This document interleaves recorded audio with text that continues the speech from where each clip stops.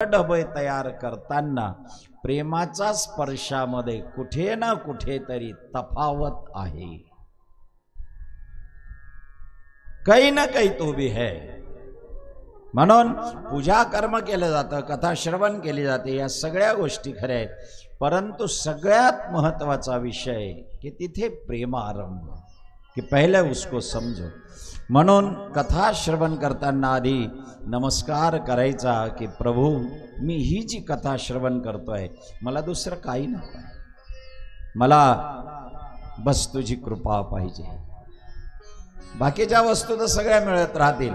एकदा तो मुलीने मुलाच्या हातामध्ये हात दिला, ब्राह्मणाने 20-20 म्हटलं की मग त्या मुलाची प्रॉपर्टी, त्या मुलाची डिग्री, त्या मुलाचं घर एका सेकंदात तिचं होऊन जातं, नाव बदलून जातं, काना मात्रा विलांट्या बदलून जातात, सगळं बदलून जातं श्रोतेजन। म्हणून तो जो क्षण आहे त्याला लग्न म्हणतात, विवाह म्हणतात, की ज्या क्षणाला ब्राह्मण 20-20 म्हणतो आणि सगळे प्रॉपर्टी अलिखित, कुठलाही बॉन्ड नाहीये, कोई लिख के नहीं दिया, दुसऱ्याच दिवशी फारकती करून पहा बरं, तुम्हाला कायदा अडवा येईल, तुम्हाला स्टॅम्प करावा लागेल, तुम्हाला पैसे तेवढे द्यावे लागतील, तुमच्यावर केस होईल, पण ब्राह्मणाचा एका मंत्राची ताकद तर बघा, तदेव लग्नम सुदिनं तदेव ताराबलम चंद्रबलं तदेव विद्याबलं दैवबलं तदेव लक्ष्मीपती ते हृदय स्मरामी। लक्ष्मीपतीला हृदयामध्ये स्मरण करून आज मी तुमचा विवाह करतोय, तुमचं सगळं चांगलं हो, एवढ्या एका शब्दामध्ये सरकारी कायद्यात बांधले गेले। एक शब्द आहे, परमात्म्याला हृदया, मग देवाला हृदयामध्ये स्मरण करून जी मुलगी एक नश्वर देहाच्या माणसाला माळा टाकते आणि त्याच्या प्रॉपर्टीची मालक होते, तर भगवंताला हृदयामध्ये ठेवून जर भगवंताच्या गळ्यात माळा टाकली तर आपण स्वतः भगवान होणार नाही का श्रोतेजनो? ये शादी नहीं है, ये लग्न नहीं क्या, बस और क्या चाहिए? मागतो मी पांडुरंगा फक्त एक दान, मागतो मी पांडुरंगा फक्त एक दान, मिळे जाणे मुक्ती ऐसे द्यावे माझं ज्ञान, मिळे जाणे मुक्ती ऐसे द्यावे माझं ज्ञान, मागतो मी पांडुरंगा फक्त एक दान, मागतो मी पांडुरंगा फक्त एक दान, मिळ जाणे मुक्ती ऐसे द्यावे माझं दान, मिळ जाणे मुक्ती ऐसे द्यावे माझं दान।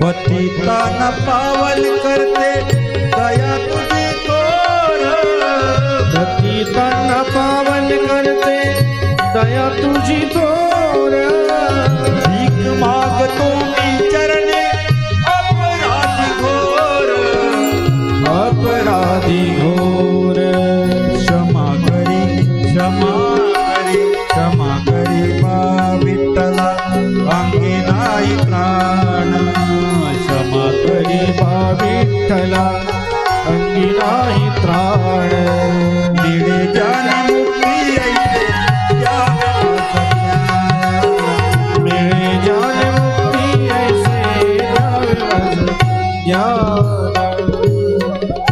तर कलियुगामध्ये थोडा प्रेशर दे, प्रेशर नाही खेचून राहिलं, कलियुगामध्ये श्रोतेजनो परम श्रेष्ठ जर काही असेल, बघा चतुर्युग, त्रेता, त्रेता, द्वापार आणि कली, सत्य गेलं, तप गेलं, दया गेली, कलियुगामध्ये एक गोष्ट शिल्लक राहिली आहे आणि ती म्हणजे दान। कलियुगामध्ये नाम आणि कलियुगामध्ये दान, या दोन गोष्टींना विशेष महत्त्व प्राप्त आहे. सर्वात जास्त पुण्य कसलं लागत असेल कलियुगामध्ये तर नामस्मरणाचं पुण्य लागतंय. म्हणून तर ज्ञानोबा म्हणाले की हरिमुखे म्हणा, हरिमुखे म्हणा, पुण्याची गणना कोण करी. कॅल्क्युलेटर थकून जाईल, कम्प्युटर थकून जाईल. ज्याच्या तोंडात नामस्मरण आहे त्याच्या पुण्याची गणना कोणाला करता येणार नाही. हे कलियुगाचा महिमा आहे. मग कलियुगामध्ये दुसरा महिमा आहे दान महिमा. फक्त देऊन टाकलं याला दान नाही म्हणत. कोई हालात से देता है, कोई हाथ से देता है, कोई हार्ट से देता है. तीन शब्द माझे लक्षात ठेवा. कोई हालात से. हालात म्हणजे काय ते उदाहरण सगळ्यांना माहिती आहे. मुरमुरे विकणारा मुरमुरे विकत होता आणि जोरात वारा सुटला, मुरमुरे उडायला लागले.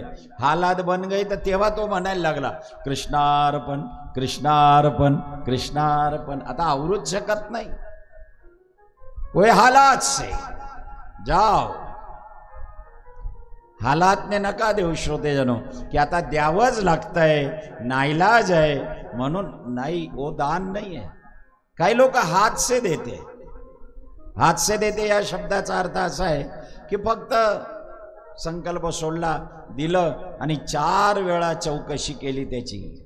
माझं नाव जाहीर झालं का, लिहिलं का, वरतीच्या मार्बलवर आलं का. आणि जेवढ्या वेळा बघा, एकदा घटना काय घडली मी तुम्हाला सांगतो. परमपूज्य पांडुरंग शास्त्रीजी आठवले प्रेरित स्वाध्याय सगळ्यांना माहिती आहे. आणि दादाजींच्या त्या माधव बागमध्ये मूर्तींची प्रतिष्ठापना करायची होती.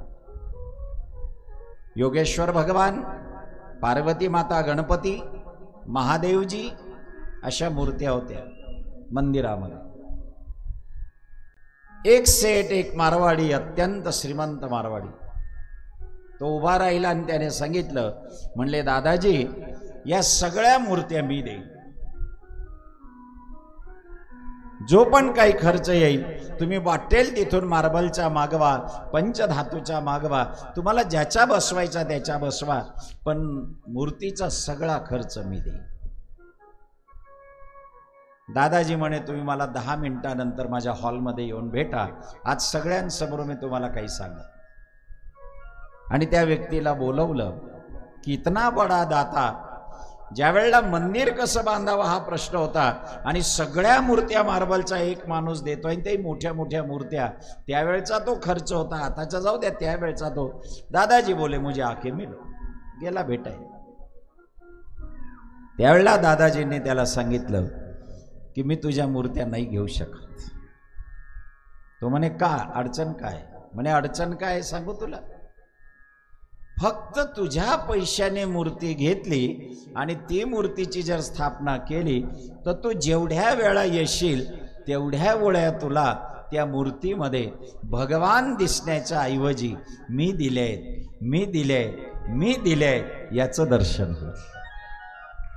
तुझे भगवानने दिखाई देगा.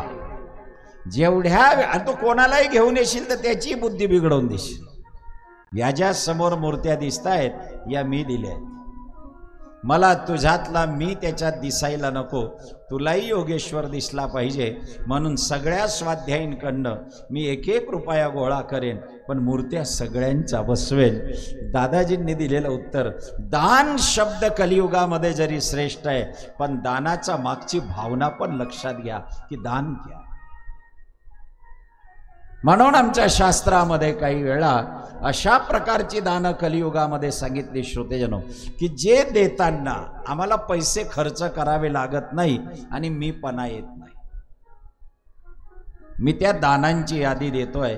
जीवनामध्ये करता आलं तर ते दान करा, पैसे लागत नाही त्याला. बिना पैशाचं दान आहे आणि केल्यानंतर अभिमान येत नाही माणसाला.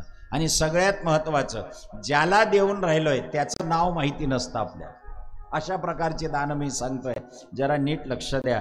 याच्यातलं पहिलं दान आहे धर्म कार्यामध्ये केलेलं श्रमदान. ज्या ठिकाणी धर्मकार्य चालत असेल, ज्या ठिकाणी कथा चालत असेल, तिथे जाऊन आपण स्वतः काहीतरी, काही उचलायचं असेल उचला, काही झाडायचं असेल, काही स्वच्छ करायचं असेल, कोणाला बसायची व्यवस्था करायची असेल, गादी टाकाय, ज्या गादीवर जे लोक बसले त्याचं एकाचंही नाव माहिती नाही, आपण गादी टाकून मोकळे झालो आणि तिथून बाजूला झालो, ये कितना बड़ा दान है कि तुमने श्रम कर दिया, कोई पैसा नहीं लगा उसको। कलियुगामधले मी 10 दानं सांगतोय, ज्या 10 दानांना पैसे लागत नाही, पण केल्यावर त्याचं विशेष पुण्य प्राप्त होतं। कुठेतरी श्रमदान करा। कोणाकडे धर्मकार्य सुरू असेल, हरिकथा सुरू असेल, भजन सुरू, गाडगे बाबा स्वतः कीर्तनाला जायचे, संध्याकाळी मंदिराचं अंगण स्वतः झाडायचे आणि रात्री तेच कीर्तन करायचे। पहिलं दान आहे श्रमदान, नो पैसा। नंबर 2 दुसरं दान आहे समयदान। आता तुम्ही जो दिलाय ना, हा वेळ फार महत्वाचा आहे। जी भाऊंच्या स्मरणार्थ जरिया गुरुकृपा ग्रुपने हा कार्यक्रम ठेवलाय, पण तुम्ही वेळच दिला नसता तर या मंडपाला काय अर्थ राहिला असता। सबसे बड़ा दान तो तुम्हारा है कि तुमने समय दान दिया। 1 दिवस नाही, 2 दिवस, आज सगळ्या लोकांकडे टाइम नाहीये। ज्या वेळा मुलीचं लग्न होतं आणि मुलीला गाडीत बसवतात, नवरदेव नवरी, ती मुलगी काच खाली करते, एसी गाडी राहते नवरदेव नवरीसाठी, वाडानी रास पण एसी रास, आणि मागे लिहिलेलं राहतं आणखी, दिलवाले दुल्हनिया ले जाएंगे, मागे लिहिलेलं राहत। म्हणून एकाने तर असं लिहिलं होतं, वतू शेतकरी, मागे लिहिलं होतं गाडीवर, लग्नाला आला होता तो, वतू शेतकरी पण शिकेल पोरकरी। त्यान बायको शिकेल, तो गाडीवर लिखेलाय ना, त्या मुलीला बसवलं जातं गाडीमध्ये, मुलगी मागे पाहते, आईला वडिलांना रडते, पण कालांतराने 2-3 वर्षानंतर जेव्हा तिला संतती होते, मग ते शाळेत जायला लागतात, त्यांचे क्लास सुरू होतात, तेव्हा आई स्वतः फोन करते, मला भेटायला ये। ती म्हणते आता याचे क्लास आहेत, आता याची शाळा उघडते आहे, आता मला तुला भेटायला जमणार नाही। पोटचं लेकरू सुद्धा नंतर वेळ देत नाही, समय देत नाही, आणि दुसऱ्या कथा आयोजित करून तुम्ही रात्री सुद्धा 7 ते 10 जो समय दान करतात, कलियुगाचं हे सगळ्यात मोठं दान आहे। पैसा लागला नाही तुम्हाला, पण जीवनातला वेळ दिला। म्हणून संत आम्हाला सांगतात की भगवान तुमच्याकडे काय मागतोय, एक समज मागतोय आणि एक समय मागतोय। देवाची समज आणि देवाला दिलेला समय, थोडा वेळ। म्हणून आमच्या संतांनी क्षणाला महत्व दिलंय, गायेगा क्षणोक्षणी हाची, करावा विचार, तरावया पार भव सिंधू, नाशिवंत देह जाणार सकळ, आयुष्य खातो काळ सावधान। क्षणोक्षणी हाची करावा विचार, क्षणोक्षणी हाची करावा विचार। 10 दान मी सांगणार आहे, ज्याला पैसा लागत नाही, करावा विचार, क्षणोक्षणी हाची करावा विचार, करावया पार,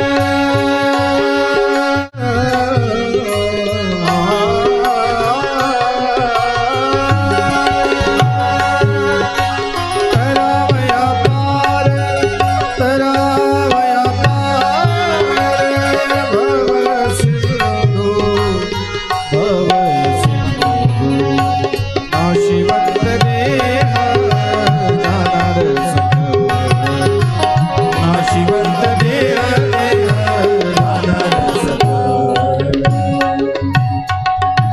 सर्वात आधी श्रमदान, श्रमदानानंतर समयदान, कोई पैसा। कलियुगातली दान सांगतोय मी, 10 प्रकारची दान। त्यानंतरचं दान आहे जे वैद्यकीय शास्त्रामध्ये मानलं गेलंय, रक्तदान केलं पाहिजे, अनिवार्य आहे। 8-15 दिवसामधून बादली 2 बादली रक्त दिलं पाहिजे, की आपल्या रक्ताने कोणाचा तरी प्राण वाचेल। एक रक्तदान, समयदान, श्रमदान चौथं दान लक्षात ठेवा, ज्याला पैसा लागत नाही, क्षमादान.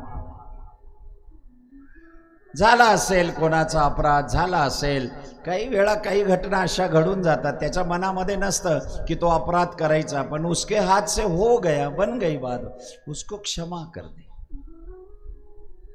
फार मोठं दान आहे श्रोतेजनो. त्याच्याबद्दल चर्चा, त्याच्याबद्दल बैठक, त्याच्याबद्दल विचार विनिमय, मग त्याला इतना सब करने के बजाय सबसे बड़ा दान है ओम दुर्लक्षाय नमः. थोडं क्षमा. सगळ्या सासूंना माझी विनंती आहे, सुनांच्या हातून दूध पडलं, तिच्या काही मनात नव्हतं की दूध पाडावं, तिने काही ठरवलं नाही आज मला दूध करलाहीच दे नाही, तिने काही संकल्प, पण झालं, चिमटा फिरला असेल, पातेली चिकणी असेल, हाताला गरम लागला असेल, तिच्या अनावधानाने ज्या जोरात उचललं गेलं पाहिजे त्या जोरात उचललं गेलं नसेल, हलका हात असेल, वो गिर गई, हो गया. त्यावेळेला माझ्या प्रवचनाची आठवण करा की थोडं क्षमादान करून दे की ठीक आहे. याला पैसा, कलियुगामधला एकही पैसा न लागणारी दान मी तुम्हाला सांगतोय की किसी को क्षमादान कर देना. द्रौपदीने अश्वत्थाम्याला, भागवताची कथा पहा, द्रौपदीने अश्वत्थाम्याला क्षमादान करून दिलं की जा तुझे क्षमा. मोठं दान आहे श्रोतेजनो क्षमादान. नंतरचं दान आहे सन्मान दान. कोणाला तरी सन्मान द्यायचं शिका.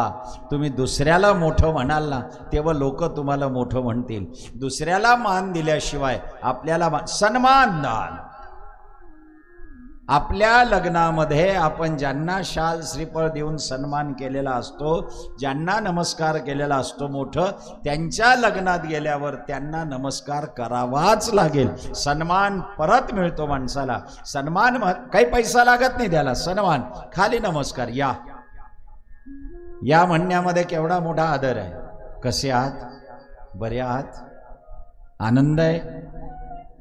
एखादा शब्द खोटाही बोलला सन्मान मध्ये तर चाल, कालच तुमची आठवण केली होती, नको का करे ना. कितना बड़ा सन्मान है. अरे समोर कोणी आल्यावर हसऱ्या चेहऱ्याने तुम्हाला जर जय हरी म्हणता येत नसेल तर व्यर्थ आहे तुमचं जीवन माणसाचं. समोरच्या व्यक्तीला जर तुम्ही प्रसन्न चेहऱ्याने जय हरी म्हणू शकत नसाल तर जनावर बरं आपल्यापेक्षा. सन्मान दान द्यायचं शिका. जयरी, या, कसे आहात, माझे तर हे 2-1 प्रश्न असतात. आनंदात आहे, मजेत आहे, कसे आहात, दुपारची वेळ असेल, भोजन बाकी आहे, जेवायला काही नाश्ता कराल, घ्याल चहा, जय हरी ठेवत नाही पण बोलच निसता. सन्मान दान सगळ्यात महत्वाचं दान आहे. सन्मान दान, काही पैसा लागत नाही. अजून एक दान आहे. आपल्याला जर ज्ञान असेल थोडं फार प्रभू कृपेने प्राप्त झालेलं, तर जे जे आपणाशी ठावे ते दुसऱ्याशी शिकवावे आणि शहाणे करून सोडावे. सगळं जण आपल्या विचारातून तयार झालेलं थोडं फार ज्ञान दुसऱ्याला द्यायला शिकावं. माझ्या संतांनी सगळे ग्रंथ मुक्त हस्ताने देऊन टाकले आम्हाला की ले जाओ. सन्मान दानानंतरचं आहे ज्ञानदान. आणि एक दान आहे श्रोतेजनो श्रेयदान. श्रेयदान म्हणजे ज्याने केला असेल ना त्याच्या पाठीवर हात देऊन शाबासकी द्यायला शिका. मुलं पास झाले असतील कौतुक करा. कोणी काही चांगलं केलं असेल सांगा. हे अहो एवढंच नाही, एखाद्याचा वस्त्र अलंकार, चांगली साडी, चांगला पोशाख, तोंडाने कौतुक करा. वा छान, शोभेल, नीटनेटकं, फार छान कपडे द्या ना. ज्याचा असेल त्याला श्रेय द्या ना. एखाद्याला सुनबाई सुंदर मिळाली तर आपण तोंड भरून काय छान हो, लक्ष्मीनारायणचा जोडा, सुनबाई सुंदर. हा, तिथे जाऊन बाई आणखीन बोलतात थोडी उच्ची, जरा भाऊन मानती निच्ची पडस. काय गरज आहे, तो लई उन्हाना संसार त्याला करायचा आहे ना. तू चांगलं बोलणे, कब्बर चहा पिन घरी जा ना. पण पाहून मानती जरा बकडी जे, जरा जाडी जे, जरा निच्ची जे, जरा उच्ची जे, ती काय पित्तईने गडेले. एक महत्वाचं आहे, कौतुक करायचं शिका, श्रेयदान, आणि सगळ्यात महत्वाचं श्रोतेजनो शांतीदान.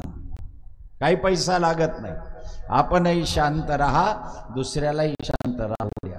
आपल्यामुळे पहलगाम मध्ये थोडीशी अशांती करून दिली, त्यांना केवढा मोठा परिणाम भोगावा लागला. आज प्यायला पाणी नाही, पाण्यासाठी वनवन फिरून राहिले आणि एका ठिकाणी पाण्यामध्ये बुडून मरून राहिले.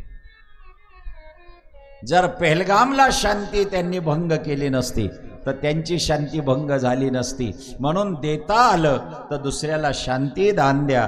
आणि अजून एक दान आहे ज्याला छायादान म्हणतात. छायादान म्हणजे काय? एखादं झाड लावा. किती पैसे लागणार आहे? झाडाखाली पडलेली लिंबोळी जरी तुम्ही कॅरी बॅग मध्ये लावून दिली, अरे ती आपोआप उगेल नाही, कुठेतरी त्याचं झाड लावा. आंब्याची कोळी लावा, काही त्याला पैसे खर्चायची गरज नाही. पण त्याच्या तयार झालेल्या वृक्षावर जेव्हा चिमण्या आणि कावळे येऊन निवांत आणि शांत बसतील, वारकरी जाणारा पंढरपूरला त्या सावलीमध्ये जर कधी रामकृष्ण हरी म्हणून बसला आणि ग्लासभर पाणी प्याला, ते सगळं पुण्य तुमच्या पदरी पडल्याशिवाय राहणार नाही. हे छायादान. काल आम्ही फिरून आलो जरा. ज्या बंजर जमिनीमध्ये, जिथे टेकड्या होत्या, जिथे काहीही उगवत नाही, अशा ठिकाणी आमच्या कर्मवीर जीभाऊंनी, तुकाराम दादांनी लिंबूचे झाडं, काल फिरलो आम्ही त्या ठिकाणी. छायादान. लिंबाचे झाडं किती मोठे केले. लिंबू आहे, आंबा आहे, पेरू आहे, किती 150-200 झाडं लावून ठेवले आहेत. तिथे पक्षी येत असतील, खाली कीटक सावलीत राहत असतील, लोक जात असतील, सहज एखादा लिंबू तोडून शरबत घेत असतील. श्रोतेजनो, हे सगळं केवढं मोठं दान आहे. आणि एका वर्षाचं नाही, वर्षानुवर्ष. म्हणून तर तुकोबा म्हणाले, अरे मी जगाला एकच सांगतो, वृक्षवल्ली आम्हा सोयरी. अरे झाडं आमची सगळी आहेत. माणसाच्या बाबतीमध्ये तुकोबांना विचारलं का, हो माणसं सगळे आहेत का तुमचे? म्हणे नाही. म्हणे माणसांना काय वावगय? तो उलट माणसांबद्दल तुकोबा काय म्हणाले माहिती आहे? नको नको मना गुंतू माया जाळी, आणि काळ आला जवळी ग्रासावया. नातेवाईकांची यादी दिली. काय दिली नातेवाईकांची? सोडविना तुला पाठीची बहीण, शेजेची कामी न दूर राय. एकाही नातेवाईकाला किंमत दिलेली नाही. नीट आहे का? अभंग काय केला तुकोबाने? नको नको मना गुंतू माया, नको नको मना गुंतू माया जाळी, नको नको मना गुंतू माया जाळी. काळ आला जवळी ग्रासावया, काळ आला जवळी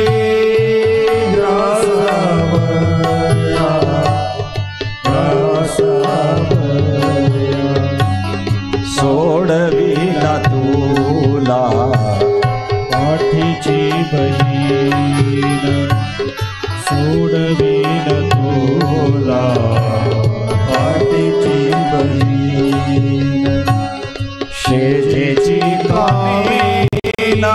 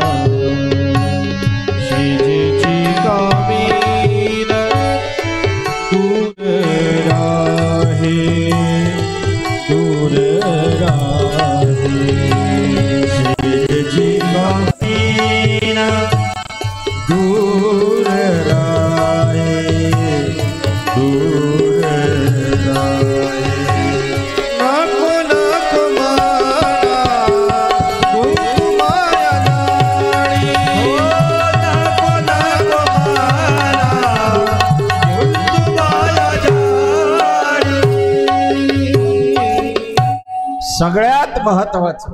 प्रेशर नाही येते, डाऊन होत आहे. सर्वात महत्वाचं श्रोतेजनो छायादान. एखादा वृक्ष लावा, एखादं झाड लावा. एक छोटीशी कविता सांगतो. मी जर मेलो तर माझ्या सरणासाठी झाड नका तोडू. मी जर मेलो तर माझ्या सरणासाठी झाड नका तोडू, कारण पुढच्या जन्मी पक्षी झालो तर मी घरटं कुठे बांधू. एका कवीने कविता केली आहे की पुढच्या जन्मी पक्षी झालो तर, म्हणजे त्याचं म्हणणं असं आहे की निदान आपण मरण्याच्या आधी एक झाड लावून ठेवा की पक्षाचा जन्म मिळाला तर आपल्या झाडावरच आपण घरटं तयार करू. त्याचं म्हणणं असं आहे की निदान छायादान, किसी को छायादान. 9 प्रकारची दानं सांगितली आणि शेवटचं दान ठाकूरसिंग बाबाच्या सत्संगमध्ये हा शब्द ऐकायला मिळतो. बाकी तर सगळ्याच संतांनी केलेलं आहे, पण त्यांनी मात्र ते दान स्वीकारलंय आणि त्या दानाचं नाव आहे नामदान. कलियुगात जर सगळ्यात मोठं कोणतं दान असेल तर त्या शिवपुराणांतर्गत श्रीमद भागवत रामकथा या सगळ्या ठिकाणी म्हटलेलं आहे की संत म्हणाले आम्ही तुमच्यापर्यंत काही पोहोचवत असेल की हरी घ्या फुका, हरी घ्या फुका. आम्ही भगवान तुमच्यापर्यंत फुकट द्यायला आलेलो आहोत, आम्ही नामदान करायला आलेलो. अजब हा नामाचा महिमा, अजब हा नामाचा महिमा, अजब नामाचा महिमा, अजब नामाचा महिमा. उतरले किती अनंत पापी, उतरले किती अनंत पापी, गणती सीमा, अजब हा नामाचा महिमा, अजब नामाचा महिमा, अजब हा नामाचा महिमा.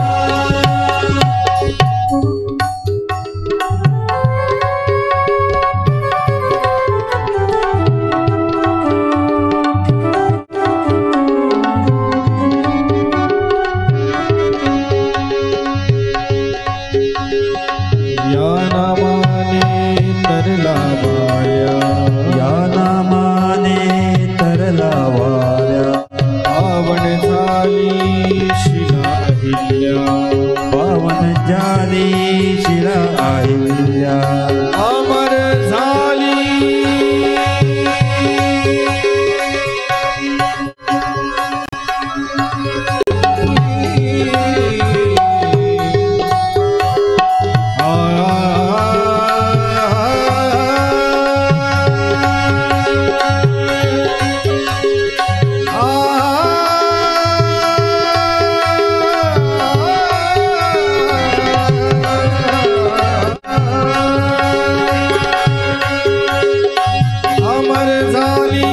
अमर झाली भिल्ल श्यामा, अमर झाली भिलनी श्यामा, आळविता रामा, अजब हा नामाचा महिमा, अजब नामाचा महिमा, अजब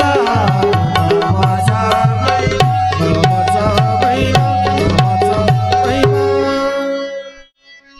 आणि म्हणून श्रोतेजनो की ज्या वेळेला आम्ही नामदान एखाद्याकडनं घेतो तर ही आमची नाम तर प्रेमारंभाला प्रारंभ आहे.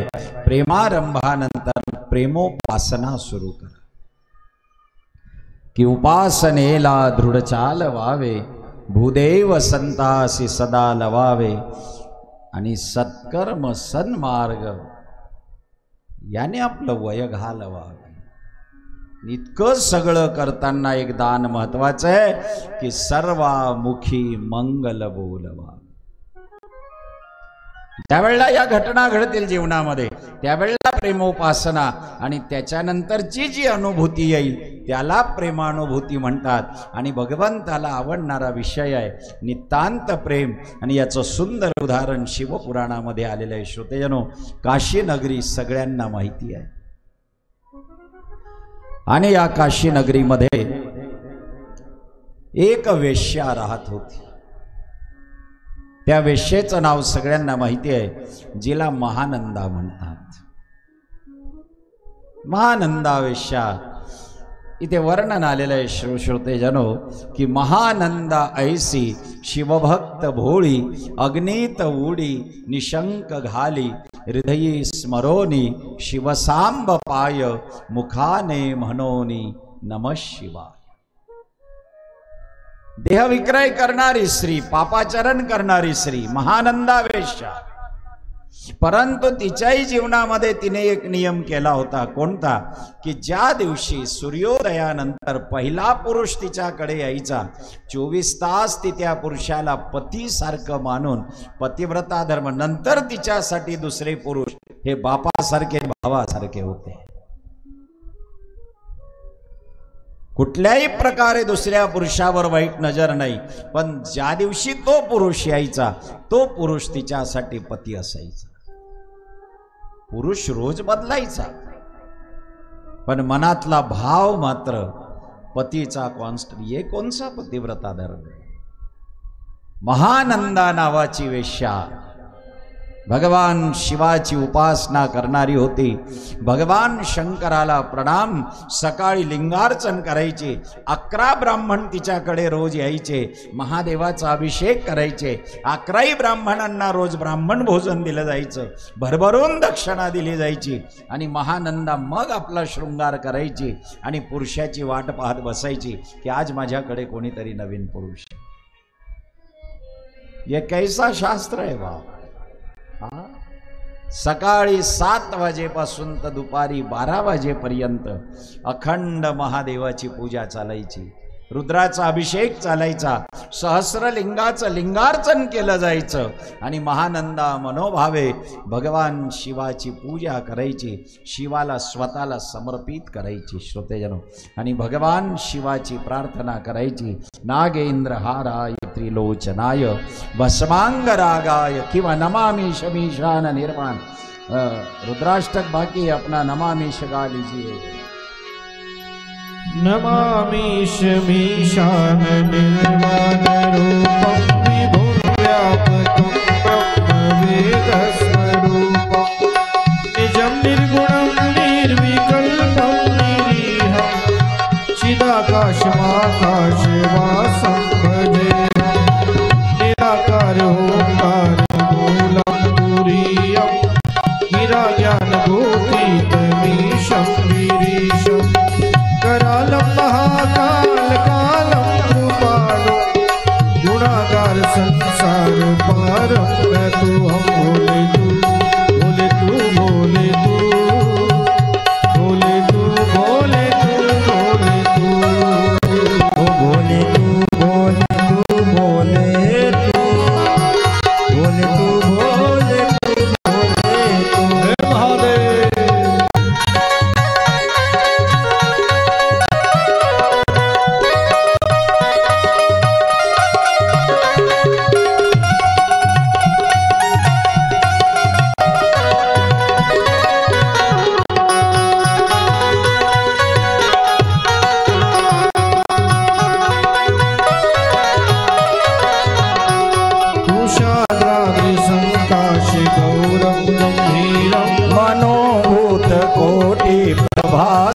शरीरम नाचद्या नाचद्या रसद भाल बाले तू कंठे चलत कुंडलम रुसुनेत्रम विशालम प्रसन्नाननं नीलकण्ठं दयालं मृगाधीश चर्माकरं कुण्डमालं प्रियं शंकरं सर्वनाथं भजामि। भोला भंडारी भोला भंडारी भोला भंडारी भोला भंडारी भोला भंडारी भोला भंडारी भोला भंडारी भोला भंडारी भोला भंडारी भोला भंडारी भोला भंडारी भोला भंडारी। नमः पार्वती श्रोते महादेव। महानंदा नावाची ती वेश्या काशी क्षेत्र नगरामध्ये भगवान शिवाची नितांत भक्त होती। एक वेळा भगवान शिव तिची परीक्षा पाहण्यासाठी स्वतः नीट लक्ष द्या, एका शेठचं रूप घेतात. काय इतिहास घडलाय माझ्या भारतामध्ये. शिवपुराणांतर्गत शिवलीलामृतामध्ये आलेली कथा. माझ्या भगवान शंकरांनी, श्रोतेजन हो, काय झालं असू द्या, जय हो. भगवान शंकराला 2 मुलं, गणपती आणि कार्तिक स्वामी. त्या दोन्ही रडी राहतात. ते त्यासले समजाडण करतात, डमरूत त्यासले दियेले त्रवण करतात. त्रिशूल फक्त त्या पोरे रही राहणार. तर ऐका श्रोतेजन, भगवान शिव एका शेठचं रूप घेतात, एक श्रीमंत मारवाड्याचं रूप घेतात. गाडीमध्ये धनदौलत सगळी भरलेली आहे, स्वतःने पागोटं घातलंय. शंकरजी आपलं रूप बदलतात आणि त्या वेश्येच्या अंगणामध्ये येऊन गाडी उभी करतात. 12 वाजेची वेश्येची पूजा झाली होती. महादेवाला नमस्कार करून ब्राह्मणांना दान दक्षिणा देऊन आता महानंदा ओट्यावर बसली आहे, कोणाची तरी वाट पाहत. आणि एवढ्यात अंगणामध्ये गाडी उभी राहिली आहे. आणि आल्याबरोबर तिने पाहिलं की आज कोणीतरी माझं गिऱ्हाईक श्रीमंत सेठ आला. हिला धनाचा लोभ नव्हता श्रोतेजन, पण दुसऱ्या दिवशी महादेवाची पूजा करायला, ब्राह्मण दक्षिणा द्यायला, माझी सगळी सामुग्री आणायला माझ्याकडे धन पाहिजे म्हणून ती एका पुरुषाची वाट पाहत होती. कोणीतरी यावं, मला धन द्यावं आणि त्या धनातून मी पूजा करावी. तेरे लिए समर्पित होना है. नगर में जोगी आया, वेद कोई समझ न पाया, अजब है तेरी माया, हो सबसे बड़ा है तेरा नाम, तेरा नाम भोलेनाथ, भोलेनाथ, भोलेनाथ, भोलेनाथ, भोलेनाथ, भोलेनाथ.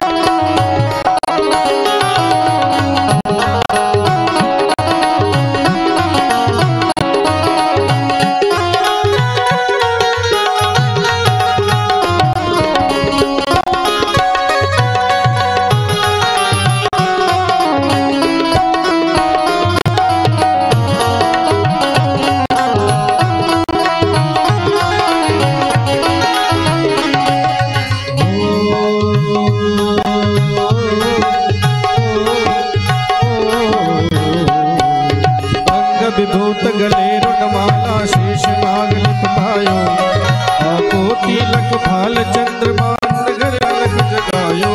हो अंग विभूत गले रुणमाला शेष नाग लिपटायो, आको तिलक भाल चंद्रमा घर घर अलग जगायो. हो नगर में जोगी आया, वेद कोई समझ न पाया, अजब है तेरी माया, हो सबसे बड़ा है तेरा नाम, तेरा नाम भोलेनाथ, भोलेनाथ, भोलेनाथ, भोलेनाथ, भोलेनाथ, भोलेनाथ. ज्या भगवान शिवाची पूजा रोज करत होती ते भगवान शिवास तिच्याकडे स्वतः गिराईक म्हणून आलेले आहे. तिने नमस्कार केला. तिला माहिती नाही की हे स्वरूप काय, कोणी सेठ आलाय, कोणी मारवाडी आलाय, माझ्यासाठी धन देणार. तिला तेवढंच माहिती. श्रोतेजनो, माझ्या देशामध्ये, माझ्या भारतामध्ये प्रत्येकाला इतकी उंच दर्जाची किंमत दिली गेली आहे. अहो किन्नर, या किन्नरांना सुद्धा गायन करताना सुरवर नर किन्नर गाती म्हणून या किन्नरांनी देवाची स्तुती करून स्वतःचा मोक्ष मिळवून घेतला. तुम्हाला माहित नसेल, मुंबईला लक्ष्मी नावाचा किन्नर, म्हणजे ज्याला आपण आपल्या भाषेमध्ये हिजडा म्हणतो, महामंडलेश्वर आहे. आणि त्यांनी मुरारी बापूंची कथा आयोजित केली होती. आणि शेवटच्या दिवशी म्हटलं होतं की बापू, मला तुम्हाला एक हेलिकॉप्टर प्रेझेंट द्यायचं आहे म्हणले. दक्षिणेमध्ये बापूंनी घेतलं नाही ते जाऊ द्या, पण हेलिकॉप्टरची किंमत साधी नाहीये. हेलिकॉप्टर तरी बी 20,000 ते भेटत होय ना. हा 25 कोटी तयारी देखाय राही लेवानी, हिम्मत काढी ठेल. अरे हो जाएगा बाप, हो जाएगा. अवढरदानी आहे भगवान शिव, सगळ्यांची इच्छा पुरी करतात. आणलं तर एक चक्कर मारणे मला.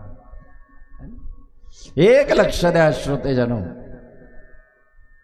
किन्नरांनी ये आमच्या देशामध्ये वेश्यांनी, पिंगला नावाची वेश्या भगवान दत्तात्रेयांची गुरु झाली होती आणि भगवान दत्तात्रेयांनी नमस्कार करून तिच्यापासून एक गुण घेतला आणि श्रीमद भागवतामध्ये त्याचा श्लोक आलाय, आशा ही परमम दुःखम नैराश्यम परमम सुखम.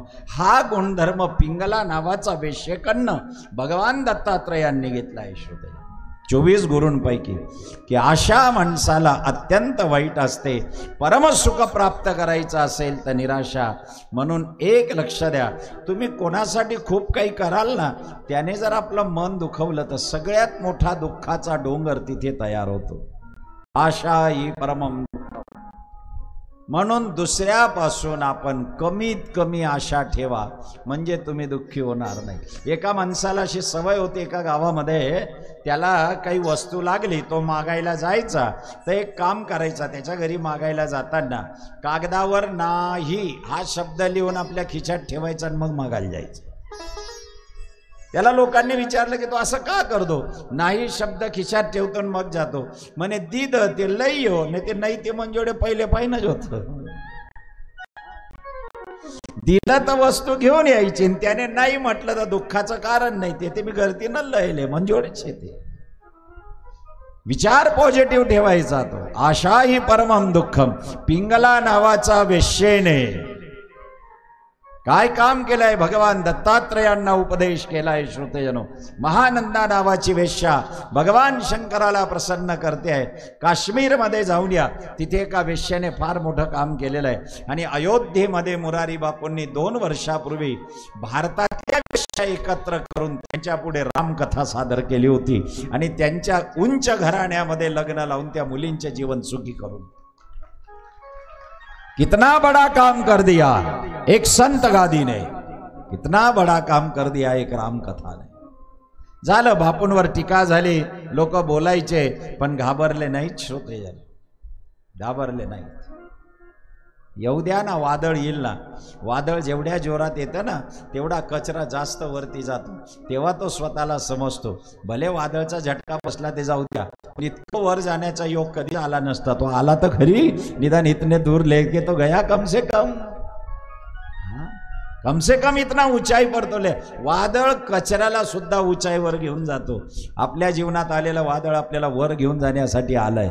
येईल तर येऊ द्या, शांत होईल केव्हा तरी, पण आपली ऊंचाई तर होऊन जाईल. गगन चढई रज पवन प्रसंगा, हे माझे शब्द नाहीत, तुलसीदासांचे शब्द आहे की गगन चढई रज पवन प्रसंगा. वाऱ्याने मातीचा कण सुद्धा आकाशाला भिडायला. वादळ येऊ द्या ना येत. महानंदेने ज्या वेळेला बघितलं भगवान तिला माहित नाही शंकर आहे, शेठजी आहे, म्हणे या शेठजी. आणि शेठजीच्या नोकरने सामान उतरवायला सुरुवात केली. हिरे माणिक याच्या पेट्या देने वाले दे रे, वेश्यात घ्यायला. म्हणून ते एक फिल्मी गीत मध्ये म्हटलंय ना, वेश्या म्हणे आमचा दोष नाहीये, आम्हाला ज्यांनी बदनाम केलं ना ते नाव घेऊन फिरून राहिले आणि त्यांनी आम्हाला बदनाम केलंय. म्हणून त्या एका फिल्म मध्ये गीत नाही ना की इन्हीं लोगों ने ले लिया दुपट्टा, इन्हीं लोगों ने ले लिया दुपट्टा मेरा, इन्हीं लोगों ने ले लिया दुपट्टा मेरा, इन्हीं लोगों ने इन्हीं लोगों ने ले लिया दुपट्टा मेरा, इन्हीं लोगों ने ले लिया दुपट्टा मेरा.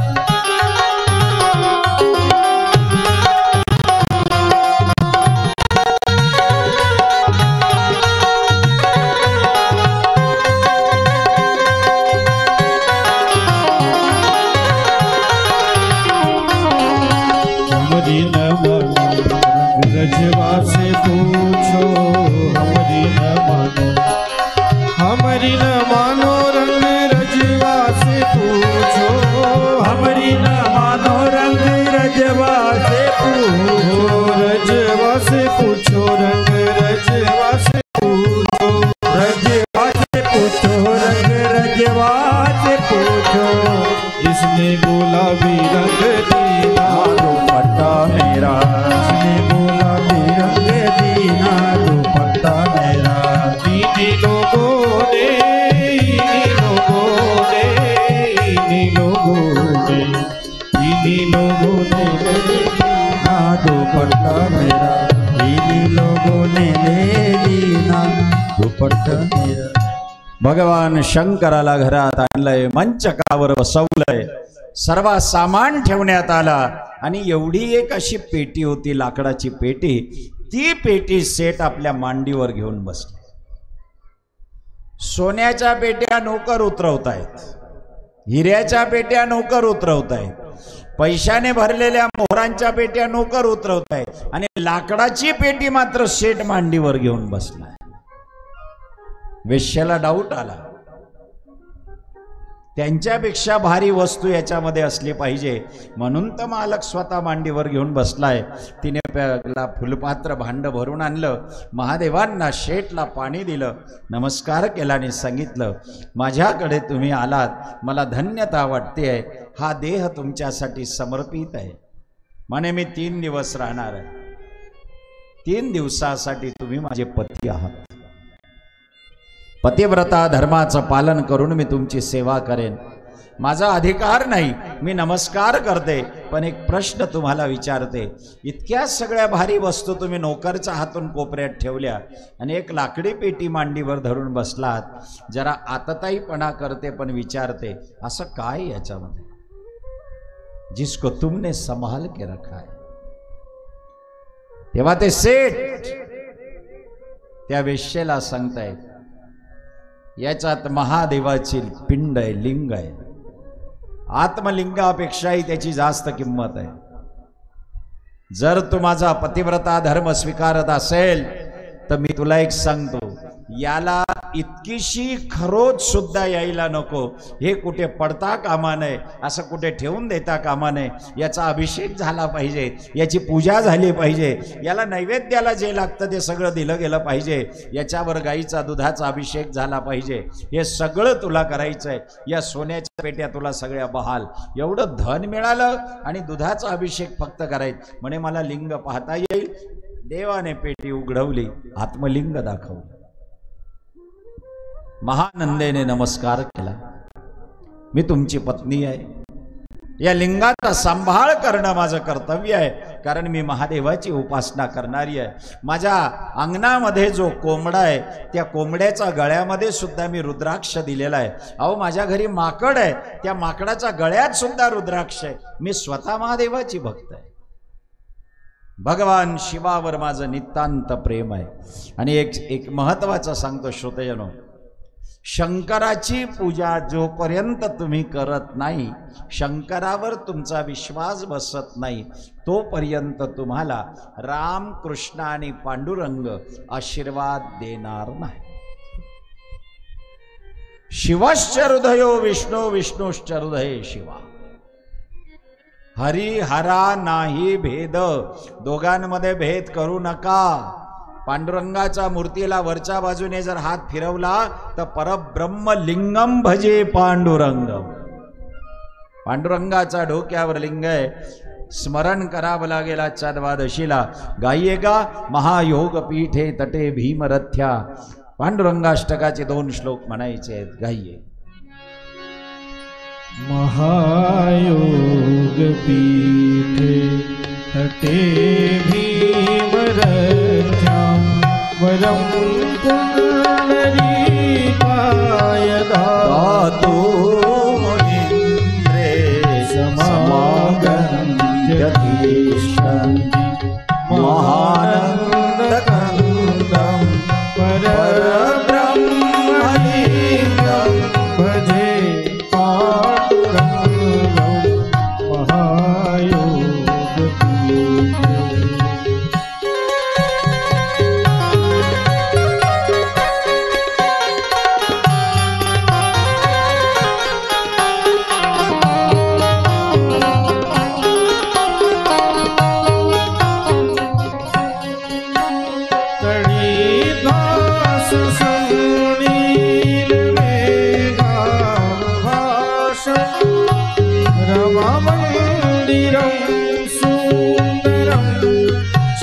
प्रकाशं दृष्टिकाया समन्यस्तपादं परब्रह्मलीनं भजे पांडुरंगं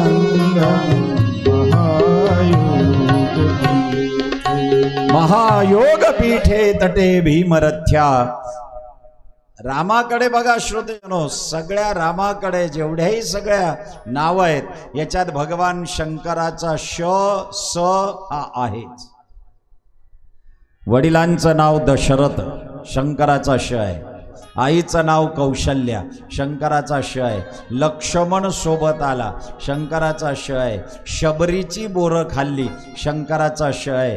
रावण कुंभकर्ण मारून टाकला पण बिभीषण जिवंत ठेवला, शंकराचा श आहे। सीता ज्या वाटिकेमध्ये राहिली त्याला अशोक वाटिका म्हणतात, त्याच्यात शंकराचा श आहे। सुग्रीवाला मित्र केलं, याच्यात सकार आहे। असा कोणता शब्द आहे की रामाला शंकर प्रिय नाही श्रोते?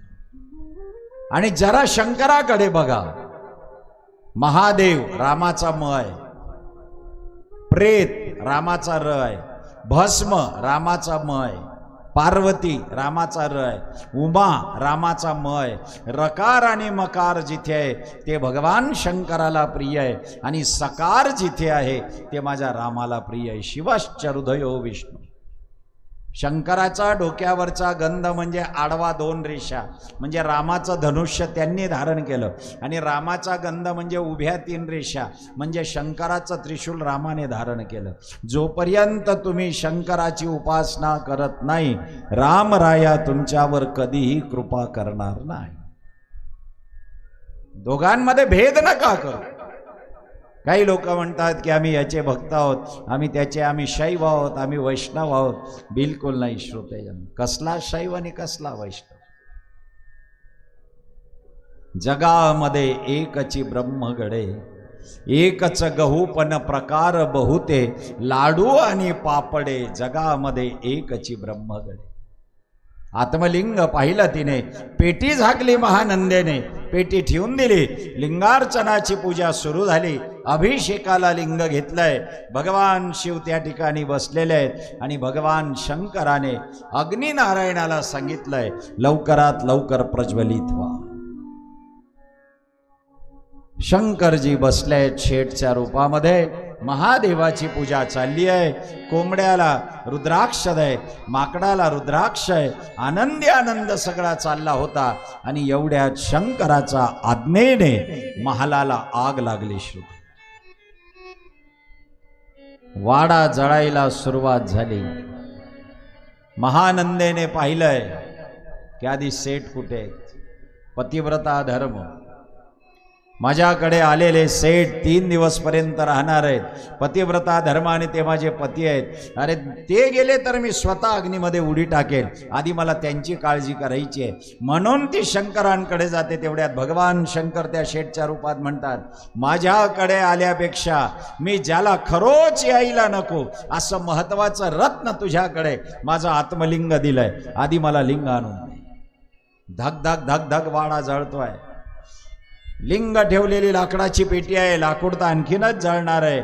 समोर त्या ठिकाणी सगळी अग्नी आहे आणि महानंदेला सांगितलं की तू माझं आत्मलिंग मला आणून दे। महानंदेने भगवान शंकराकडे पाहिलं की आता मी या अग्नीत उडी घालून त्या शिवलिंगाला आणेन, आता माझं काय होईल ते होऊ द्या। आणि महानंदा ऐसी शिवभक्त भोळी, अग्नीत उडी निशंक घाली। त्या सेठने दिलेल्या आत्मलिंगाची पेटी घ्यायला तिने धाडकन अग्नीमध्ये उडी टाकलेली आहे आणि त्या पेटीपर्यंत जाऊन स्वतःचं शरीर जळतंय तरी सुद्धा ती पेटी घेतली आणि जळणाऱ्या शरीराने भगवान शंकराला समर्पित केली की मी तुम्हाला वचन दिलं होती वेश्या। हा प्रसंग घडला असता आताच्या याच्यामध्ये तर आधी ती पळून गेली असती, पहिले हो भाग जाते। पण भगवान शिवाचा आत्मलिंग तिने त्या हातात दिलंय आणि स्वतःचा देहाला शिवाच्या पायावर स्वतःला समर्पित करून घेतलं।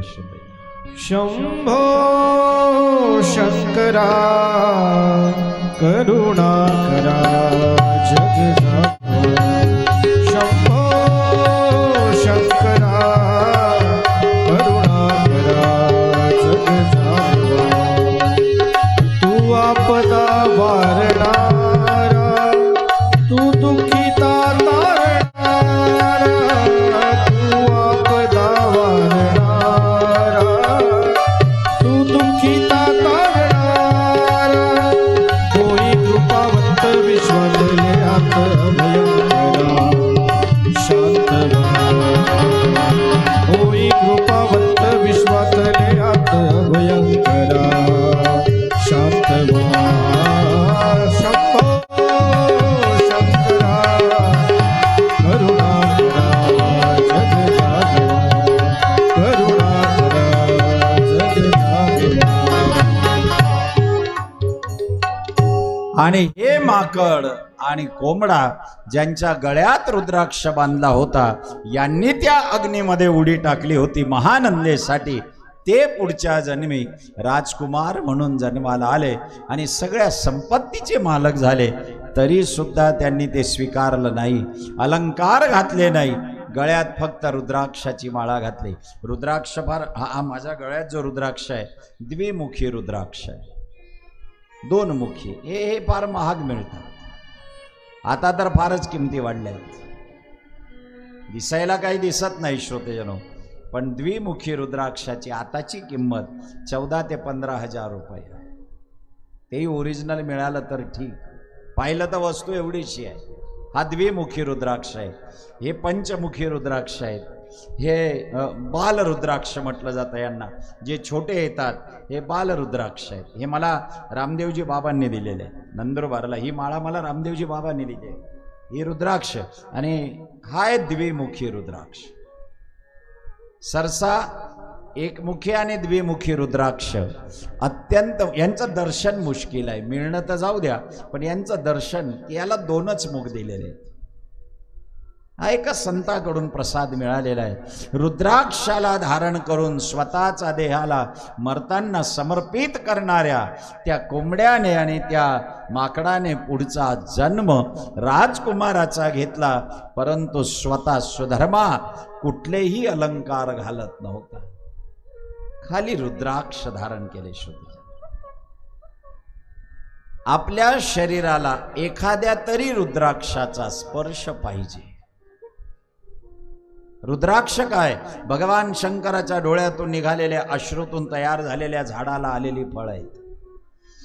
एक रुद्राक्षाचं झाड 12 वर्षापर्यंत जेव्हा फळ देतं, त्यावेळेला 12व्या वर्षी त्याला संपूर्ण झाडाला कुठेतरी एखाद्या फांदीला एकमुखी रुद्राक्ष लागतो, म्हणून तो दुर्लभ आहे.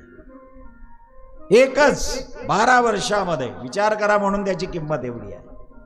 बाकी पंचमुखी रुद्राक्ष तर तुम्हाला पाहिजे, हे सगळे पंचमुखी रुद्राक्ष आहेत.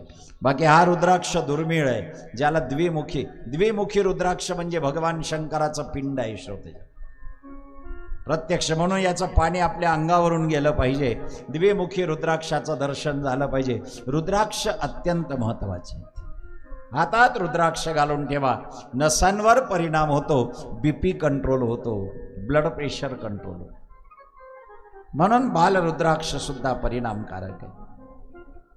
भगवान शिवाने आपल्याला प्रदान केलेला आशीर्वाद जर कोणता असेल तर तुम्ही रुद्राक्ष घाला. कुंभमेळ्यामध्ये आता एक महाराज होते, त्यांच्या अंगावर, संपूर्ण अंगावर 11,000 रुद्राक्ष होते. त्यांना विचारलं की एवढं वजन घेऊन तुम्ही फिरता, तुम्हाला 11,000 रुद्राक्षाचा टोप म्हणजे काय साधी गोष्ट आहे का? इतना वेट लेके तुम घूमते हो. महाराज म्हणले काही हरकत नाही. सगळे रुद्राक्ष काढले, त्यांनी खाली ठेवले आणि महाराज वजन काट्यावर उभे राहिले. खाली महाराजांचं वजन केलं, 47 किलो वजन होतं महाराजांचं.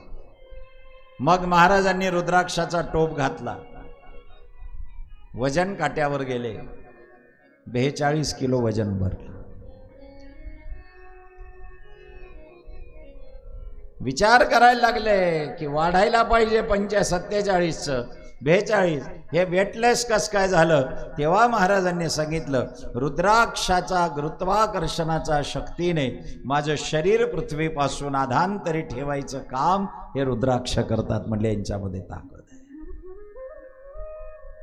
पृथ्वी म्हणून सांगतो श्रोतेनो की हे जे आपण म्हणतो हे ब्रह्मांड फिरून राहिलंय, हे आधांतरी एका खांबावर द्वारका उभी केली कृष्णाने. भजन गायला गेलेलं आहे की द्वारका एका खांबावर. हे कशाने हे गुरुत्वाकर्षण हा प्रयोग कशाने झाला आहे श्रोतेनो? ताकद आहे, शेष भणावर धरणी ही एक शक्ती आहे.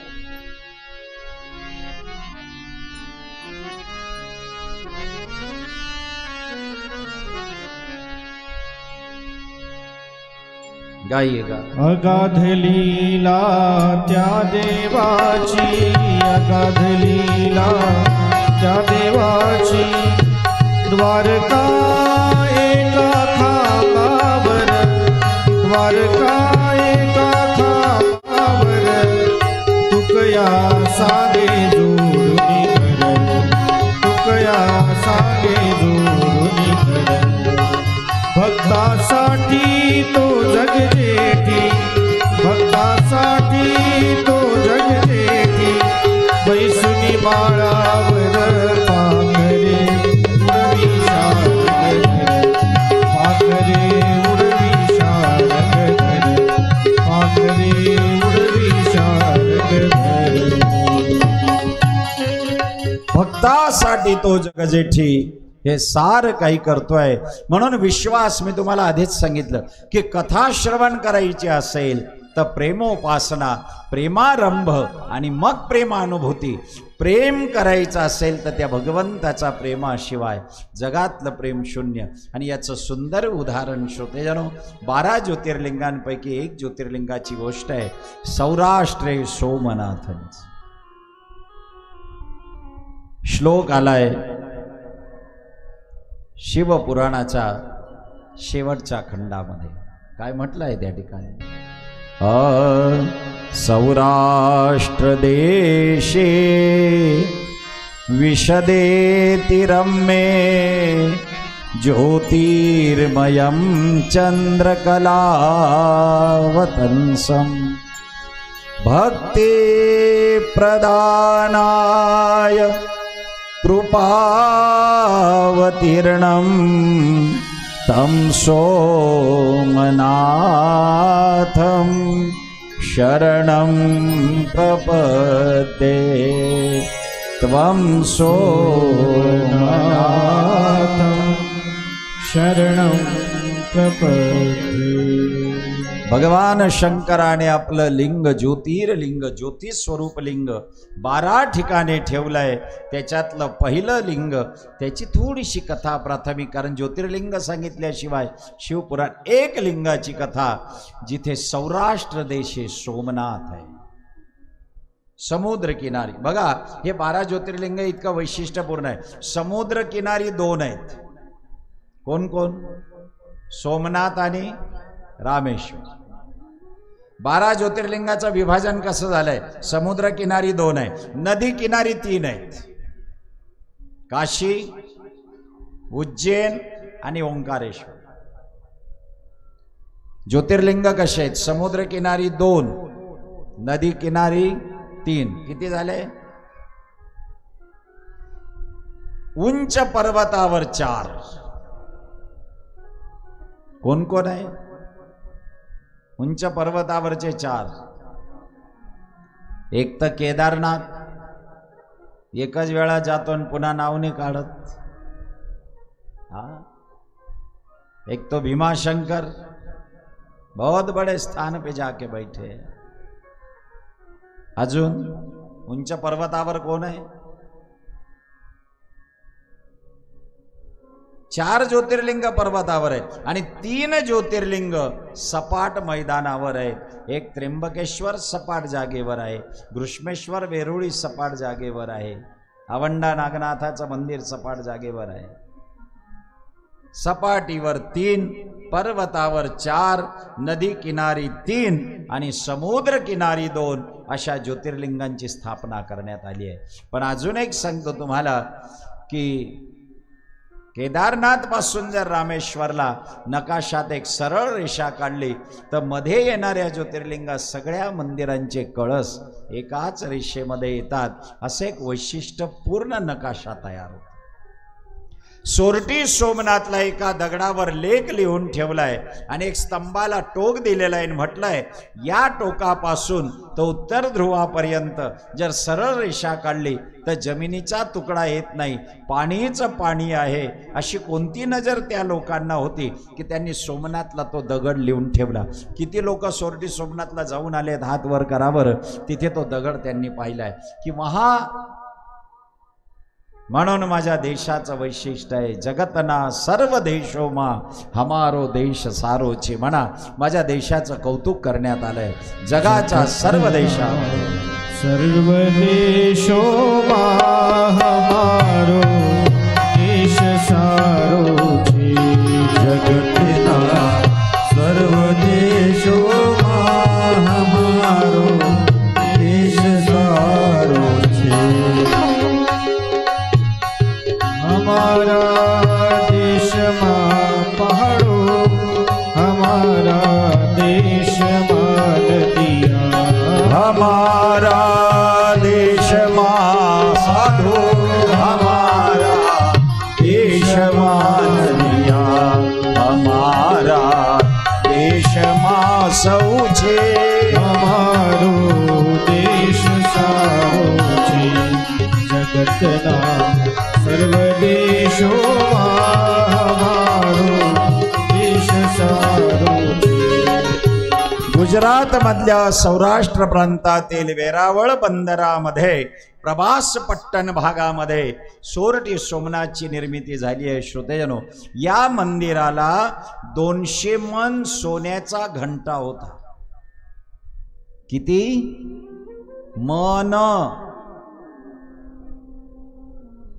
आपण 5 ग्रॅमची अंगठी घालतो, 17 ठिकाणी बोट. 200 मन सोन्याचा घंटा. 56 खांबांना हिरे होते. रात्री लाईट लागत नव्हते. हिऱ्यांच्या प्रकाशामध्ये ब्राह्मण पोथी वाचत होते. असे हिरे होते 56 खांबांना. ऐका माझा भारताचा इतिहास सोरटी सोमनाथचा. गर्भगृहामध्ये सतत तेवणारा रत्नदीप होता. 1000 ब्राह्मण रोज अभिषेक करत होते आणि महादेवाला चढवायला काश्मीरहून फुलं येत होते. हे माझ्या सोमनाथचं वैशिष्ट्य होतं. श्रोतेजनो, पण या मंदिराला नजर कुणाची लागली तर भारतामध्ये येणारा मुसलमान मोहम्मद गजनी या मंदिराला लुटून नेलं. श्रोते, हिऱ्यांचा खांब त्याच्याने फुटत नव्हता म्हणून त्याने हत्तीच्या मस्तकाने खांबांना धक्का दिला आणि मंदिराचे खांब पाडले गेले. घंटा नेण्यात आला, एकमेक हिरा काढण्यात आला. आणि एवढंच नाही श्रोतेजनो, उंटांवर आणि हत्तीवर मंदिरातलं अमाप सोनं नेलं. नेता नेता थकला मोहम्मद गजनी, पण खजाना खाली करू शकला नाही. सोरटी सोमनाथ की एक कहाणी. मुस्लिम धर्मीयांनी खूप मोठं नुकसान केलं या सोरटी सोमनाथ. विषवृत्ताचा इतिहास या मंदिरावर लिहिला गेलेला होता. त्या मंदिराला नाश केलं गेलं. मग या मंदिराला इथे भगवान सौराष्ट्र सोमनाथाला येण्याची गरज काय? ती याची गरज अशी होती श्रोतेजनो, एकदा अत्रि आणि अनुसया मंदाकिनीच्या किनारी शांतपणी बसले होते. दोघही पती पत्नी. कथा नीट ऐका. या पतिपत्नींमध्ये गप्पा चालल्या होत्या. दोघही बोलत होते. रमणीयता, विविधता, विचित्रता आणि अतर्क्यता हे 4 गुणधर्म यांच्या गप्पांमध्ये होते. मंदाकिनीचा किनारा, पती पत्नी बसलेत. अत्रि महाराज आणि अनुसया, मी हे चरित्र का सांगतोय, कारण माझे जे यजमान आहेत हे दत्त संप्रदायी आहेत, म्हणून अत्रि आणि अनुसया यांचं स्मरण करणं अत्यंत गरजेचं आहे.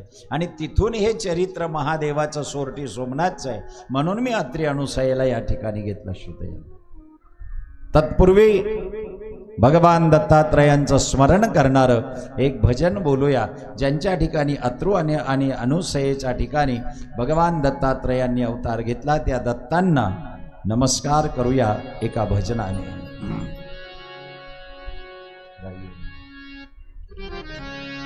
श्रीपाद वल्लभ दिगंबरा, गुरुचे ध्यान धरा.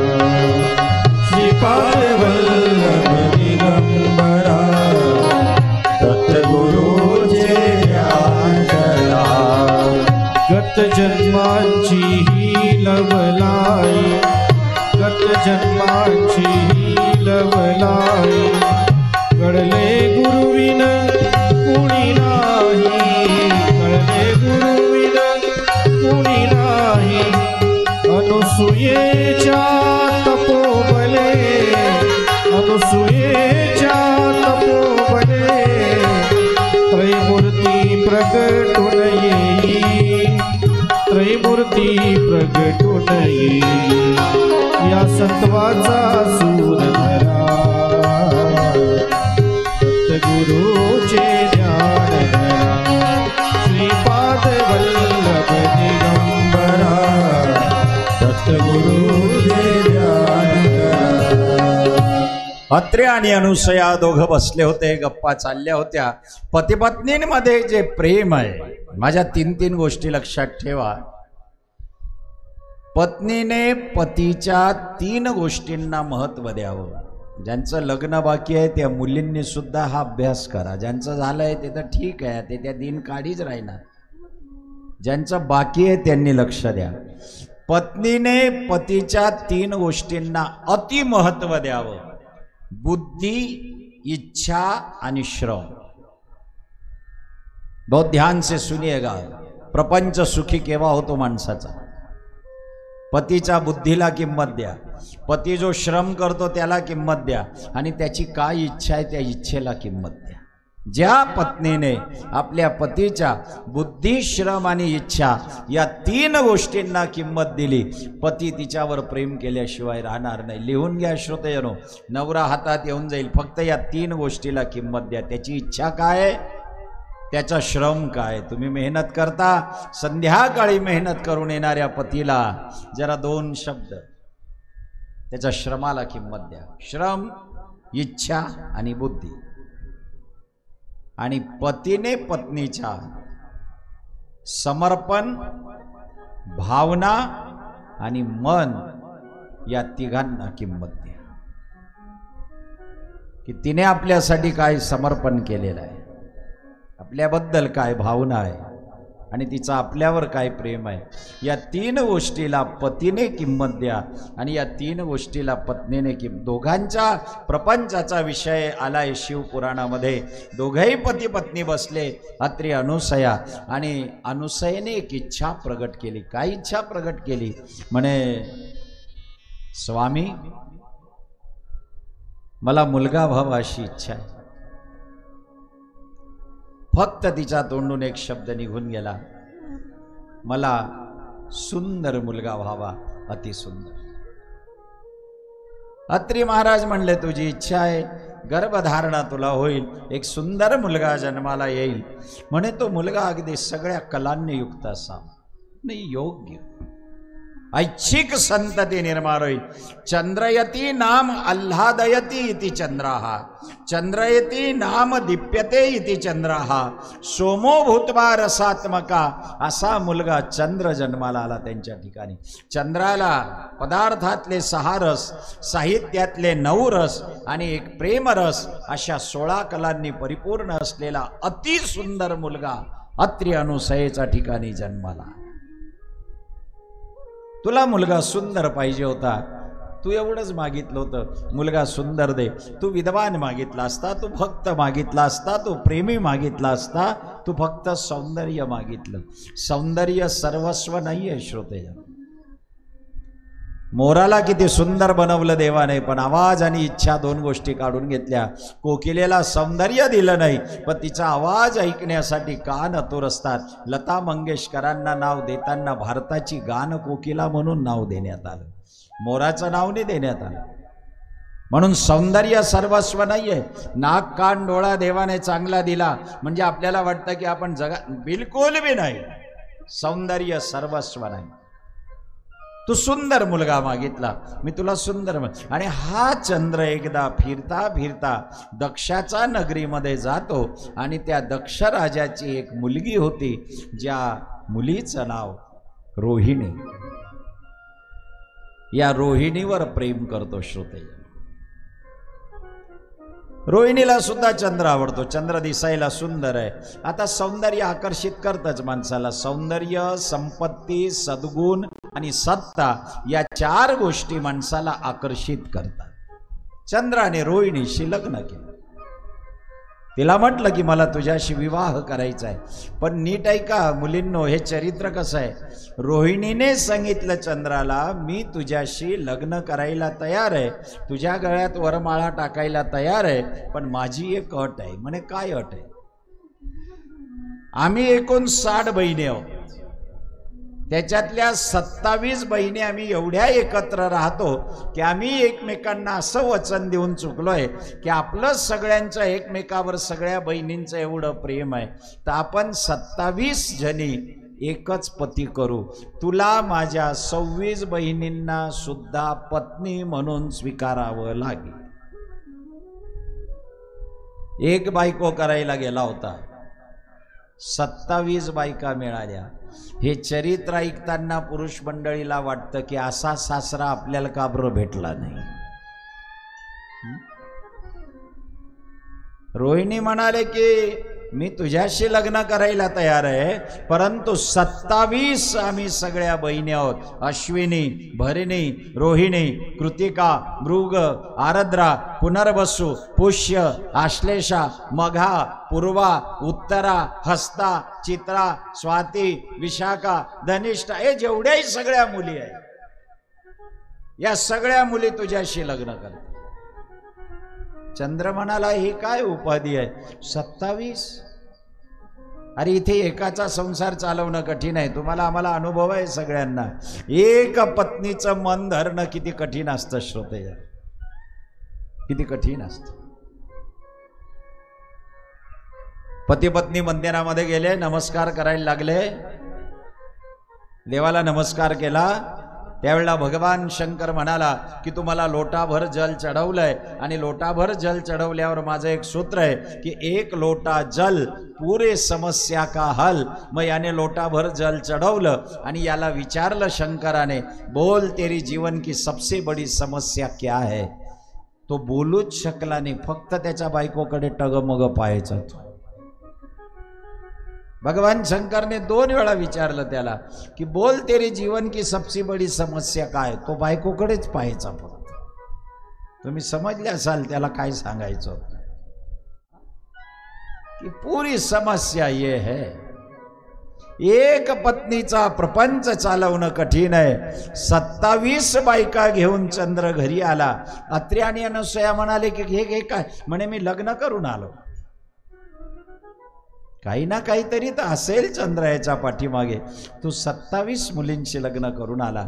पण लक्ष द्या श्रोतेजन, 26 मुली जरी होत्या पण चंद्राचं प्रेम मात्र फक्त रोहिणीवर होतं.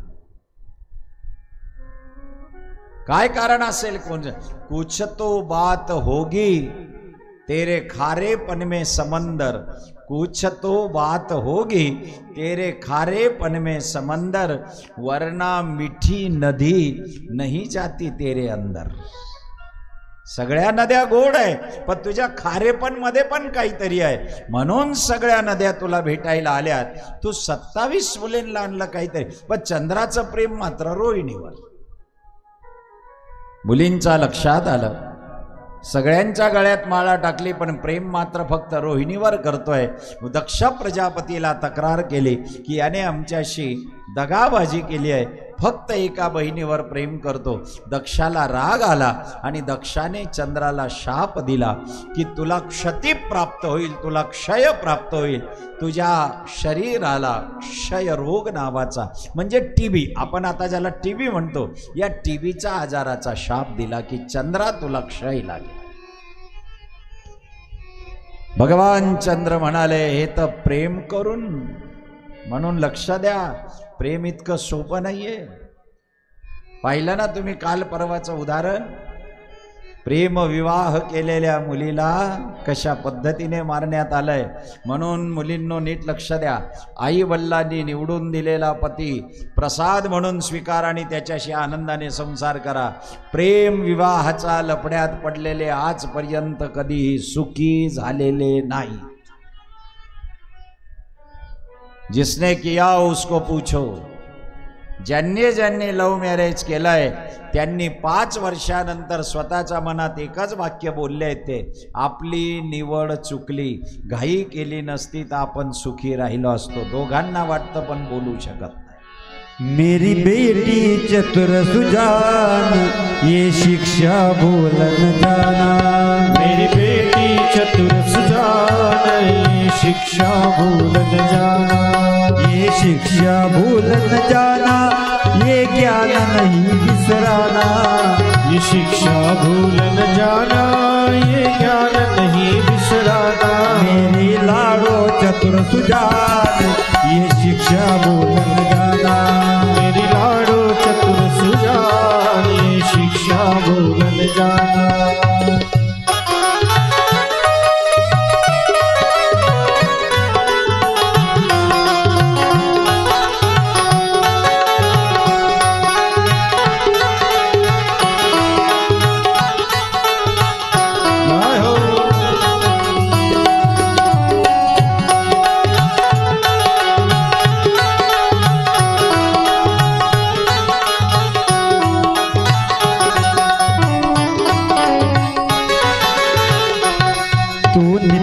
यज्ञ रचाना, तू मिलकर सत्संग जाना. नित्य नित्य यज्ञ रचाना और सब मिल सत्संग जाना. करना संतों का सम्मान, ये शिक्षा भूल न जाना. करना संतों का सम्मान, ये शिक्षा भूल न जाना. मेरी लाडो चतुर सुजान ये शिक्षा भूल न जाना. मेरी लाडो चतुर सुजान ये शिक्षा भूल न जाना. चंद्राला क्षय रोग लागला त्यावेळेला भगवान चंद्र विचार करतायत की अरे मी चुकलं काय माझं, मी तर प्रेम केलं होतं आणि प्रेमाचा परिणाम मला हा भोगावा लागलाय की मला क्षयरोग लागला. तेव्हा सासऱ्याला विचारलं या क्षयरोगातून मुक्ती व्हायला मला काय करावं लागेल. म्हणे भगवान शंकराची उपासना करावी लागेल. त्र्यंबकं जजामहे सुगंधिं पुष्टिवर्धनम मंत्राचा जप करावा लागेल. सगळ्या रोगातून मुक्त करण्याची ताकद कोणामध्ये असेल तर भगवान शंकरा. म्हणून तर भगवान शंकराला पाणी चढवलं, बिल्वपत्र चढवलं. काही काही लोक ते हे वाचल्या जातात ना चिठ्ठ्या प्रदीपजी मिश्रा यांच्या कथेमध्ये की मी हे केलं, माझ्या पतीचा हा आजार गेला, तो गेला, ते गेलं. भगवान शंकर सगळ्या रोगातून मुक्त करण्याची ताकद ठेवतात. औषधीची देवता धन्वंतरी आहे, पण औषधीचा उपयोग आपल्याला व्हावा ही ताकद जर कोणी निर्माण करत असेल तर महादेव निर्माण करतात. लक्ष द्या. म्हणून आपलं कोणी दवाखान्यामध्ये आजारी असेल, ICU मध्ये असेल तर आपण या मंत्राचा जप करतो, भगवान शंकराची उपासना करतो. रोगातून मुक्त करण्याची ताकद भगवान शिवाच्या उपासनेमध्ये. म्हणून रोगमुक्त व्हायचा असेल तर रोज 12 ज्योतिर्लिंगांचं स्मरण करा श्रोतेजनो. सौराष्ट्रे सोमनाथंच, श्रीशैल्ये मल्लिकार्जुनम, उज्जैन्यां महाकाल ओंकार ममलेश्वरम, परल्या वैजनाथंच, डाकिन्या भीमशंकरम, सेतुबंधे तु रामेशम नागेशम, दारुकावणे वाराणस्यातु विश्वेशम, त्र्यंबकम गौतमी तटे, हिमालये तु केदारम, कृष्णेशम च शिवालय, एतानि ज्योतिर्लिंगानि सायं प्रातः पठेन्नरा, सप्तजन्म कृतम पापम स्मरणेन विनश्यति. 12 ज्योतिर्लिंगांचं स्मरण कर. आपण भाग्यवान आहोत. महाराष्ट्रामध्ये सगळ्यात जास्त ज्योतिर्लिंग आहे. बघा 12 ज्योतिर्लिंग आहे. महाराष्ट्रामध्ये किती ज्योतिर्लिंग आहे? हा पहा, महाराष्ट्रात परळी वैजनाथ हे महाराष्ट्रामध्ये, भीमाशंकर महाराष्ट्रामध्ये, त्र्यंबकेश्वर महाराष्ट्रामध्ये आणि घृष्मेश्वर वेरुळी महाराष्ट्रामध्ये. 12 ज्योतिर्लिंगांपैकी 4 ज्योतिर्लिंग हे महाराष्ट्रामध्ये स्थित आणि खूप लांब आहेत असं नाही. परळी वैजनाथ, भीमाशंकर, त्र्यंबकेश्वर आणि घृष्मेश्वर वेरुळी 4 ज्योतिर्लिंग महाराष्ट्रामध्ये. मध्य प्रदेशमध्ये 2च आहेत, उज्जैन महाकालेश्वर आणि ओंकारेश्वर, ये मध्य प्रदेश. गुजरात मध्ये सोमनाथ, द्वारिका, नागनाथ, ये गुजरात में. आंध्र प्रदेश मध्ये एकच आहे, याला मल्लिकार्जुन असं म्हणतात. आंध्र प्रदेश राज्यामध्ये एक आहे आणि तामिळनाडू मध्ये भगवान रामचंद्रांच्या हातून स्थापन झालेलं रामेश्वर एक आहे. उत्तर प्रदेश मध्ये वाराणसी विश्वेश्वर एक ज्योतिर्लिंग आहे. म्हणजे आपण किती भाग्यवान आहोत श्रोतेजनो. उत्तरांचल इथे फक्त केदारनाथ एक ज्योतिर्लिंग आहे. महाराष्ट्रामध्ये 4 ज्योतिर्लिंग दिले. म्हणून महाराष्ट्राला विशेष महत्व आहे. महाराष्ट्रामधल्या ज्योतिर्लिंगांमध्ये आवंडा नागनाथाचं जे मंदिर आहे, या मंदिराची दिशा फिरवायचं काम आमच्या महाराष्ट्रातल्या परमसंत नामदेवरायांनी केले. विसोबा खेचरांनी ज्यांना त्याच्यावर उपदेश केलेला आहे. म्हणून ही भूमी महाराष्ट्राची अत्यंत पवित्र पावन भूमी की 12 ज्योतिर्लिंगांपैकी 4 ज्योतिर्लिंग, शक्तिपीठांपैकी 3.5 शक्तिपीठ. आणि आणखीन एक सांगतो, माझ्या महाराष्ट्राचं वैशिष्ट्य, माझा पंढरीनाथ महाराष्ट्रामध्ये आहे. नंतर भारताच्या कोणत्याही राष्ट्रामध्ये महाराष्ट्राचा पांडुरंगाचा मंदिरासारखं पंढरीनाथ कुठेही गेलेले नाही. पंढरीची वारी आहे माझ्या घरी, आणि कन करी तीर्थव्रत. मला इतर तीर्थ करायची गरज नाही. पंढरपूर एक सगळ्या तीर्थांचं श्रेष्ठ तीर्थ. म्हणून तर पतीला आग्रह करा श्रोतेजनो की काठीन घोंगड घेऊ द्या किर, आणि मला बी पंढरीला येऊ. गाये गा काठीन घोंगड, काठीन घोंगड घेऊ द्या किर, मला बी जत्रेला येऊ द्या किर. काठीन घोंगड घेऊ द्या किर, मला बी जत्रेला येऊ द्या किर. काठीन घोंगड घेऊ द्या किर, मला बी जत्रेला येऊ द्या किर. काठीन घोंगड घेऊ द्या किर, मला बी जत्रेला येऊ द्या किर.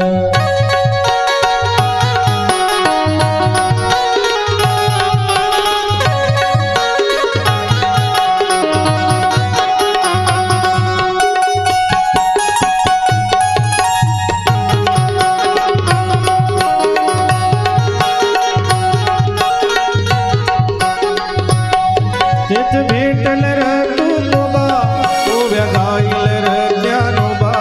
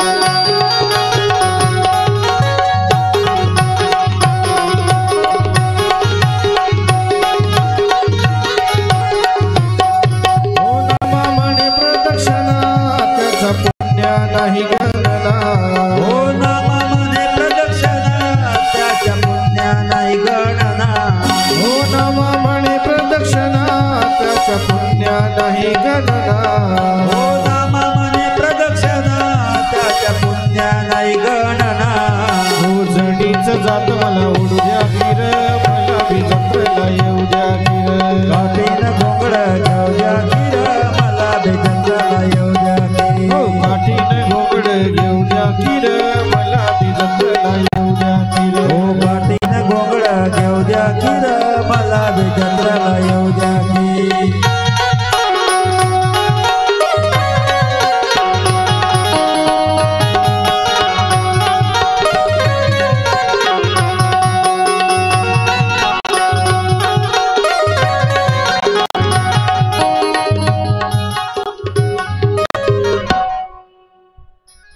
या महाराष्ट्र भूमीमध्ये 4 लिंग महत्वाचे श्रोतेजनो, या ज्योतिर्लिंगांच्या कथेने शिवपुराणाची शेवटची संहिता सांगता होते. ज्या कर्मवीर जिभाऊंचा प्रथम स्मृतिप्रित्यर्थ आपण ही कथा ऐकतो. हे जे कर्मवीर नाव देण्यात आलं हे काही फुकट देण्यात आलेलं नाही. श्रोतेजनो, ज्यांच्या वडिलांनी वानप्रस्थ आश्रमातून संन्यास आश्रमाकडे जाण्याचा विचार केला होता की आता माझ्या जीवनात काही शिल्लक राहिलं नाही, पण कुलकर्णी गुरुजी जीवनामध्ये आले आणि त्यांनी पुन्हा एकदा त्यांना प्रापंचिक जीवनामध्ये प्रवेश करायला लावला. आणि तुम्हाला माहिती आहे, जरा दुष्काळग्रस्त भागामध्ये असताना स्वतः ज्यांना कर्मवीर पदवी दिली गेली जिभाऊ यांनी हिरे घासायचं काम सुद्धा केलेलं आहे. सुरत सारख्या सिटी, जो मुलगा त्याच्या जीवनामध्ये हिरे घासायला जातो, आज त्यांच्या जीवनाचा शेवट हिऱ्यासारखा कार्यक्रम होतो. श्रोतेजनो, काय कमावलं त्यांनी त्यांच्या जीवनामध्ये हे स्मरण करावं लागेल की तुकारामजी भाऊंनी सुरतला हिरे घासावे. काय मिळत असेल हिरे घासण्यामध्ये? त्याच्यानंतर कालांतराने 77 सालाला गावाकडे परत आले. जिभाऊ हिम्मतराव यांनी सालदारी सुद्धा भरावी अशी दशा होऊन गेली. ज्यांचं जीवन या पद्धतीने सुरू झालं आणि याच्यात 2 भाऊ यशवंतराव आणि बाजीरावजी यांनी गुरं चारायचं काम करावं. ज्या बाजीराव नानांची आज नाशिकमध्ये मॉल आहे, ज्यांच्या होलसेल किराणाचं दुकान आहे, ज्यांचे गव्हर्नमेंट टेंडर घेतले जातात मोठ्या प्रमाणामध्ये कोटींमध्ये, त्यांनी आपल्या बालवयामध्ये आपल्या भावासोबत दुसऱ्याचे गुरं चारायचं काम केलेलं आहे. केवढी मोठी तफावत आहे. मग या गोष्टीला जर आपण एकत्र केलं श्रोतेजनो, तर कर्मवीर हा शब्द काय चुकीचा ठरतो मला सांगा. म्हणून मी माझ्या कथेमध्ये सांगितलंय की बनायचं असेल तर कर्मशील बना, कर्मव्रती बना, कर्महीन बनू नका. कर्म माणसाला कुठे घेऊन जातं श्रोते.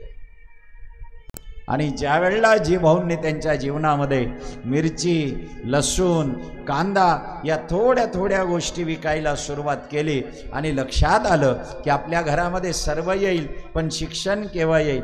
तर जे आज आपल्या पुढे एवढे आपण त्यांना पाहतोय, ज्यांनी आयोजन, त्या बाजीराव नानांना त्यांनी वयाच्या 9व्या वर्षी पहिलीला टाकलं.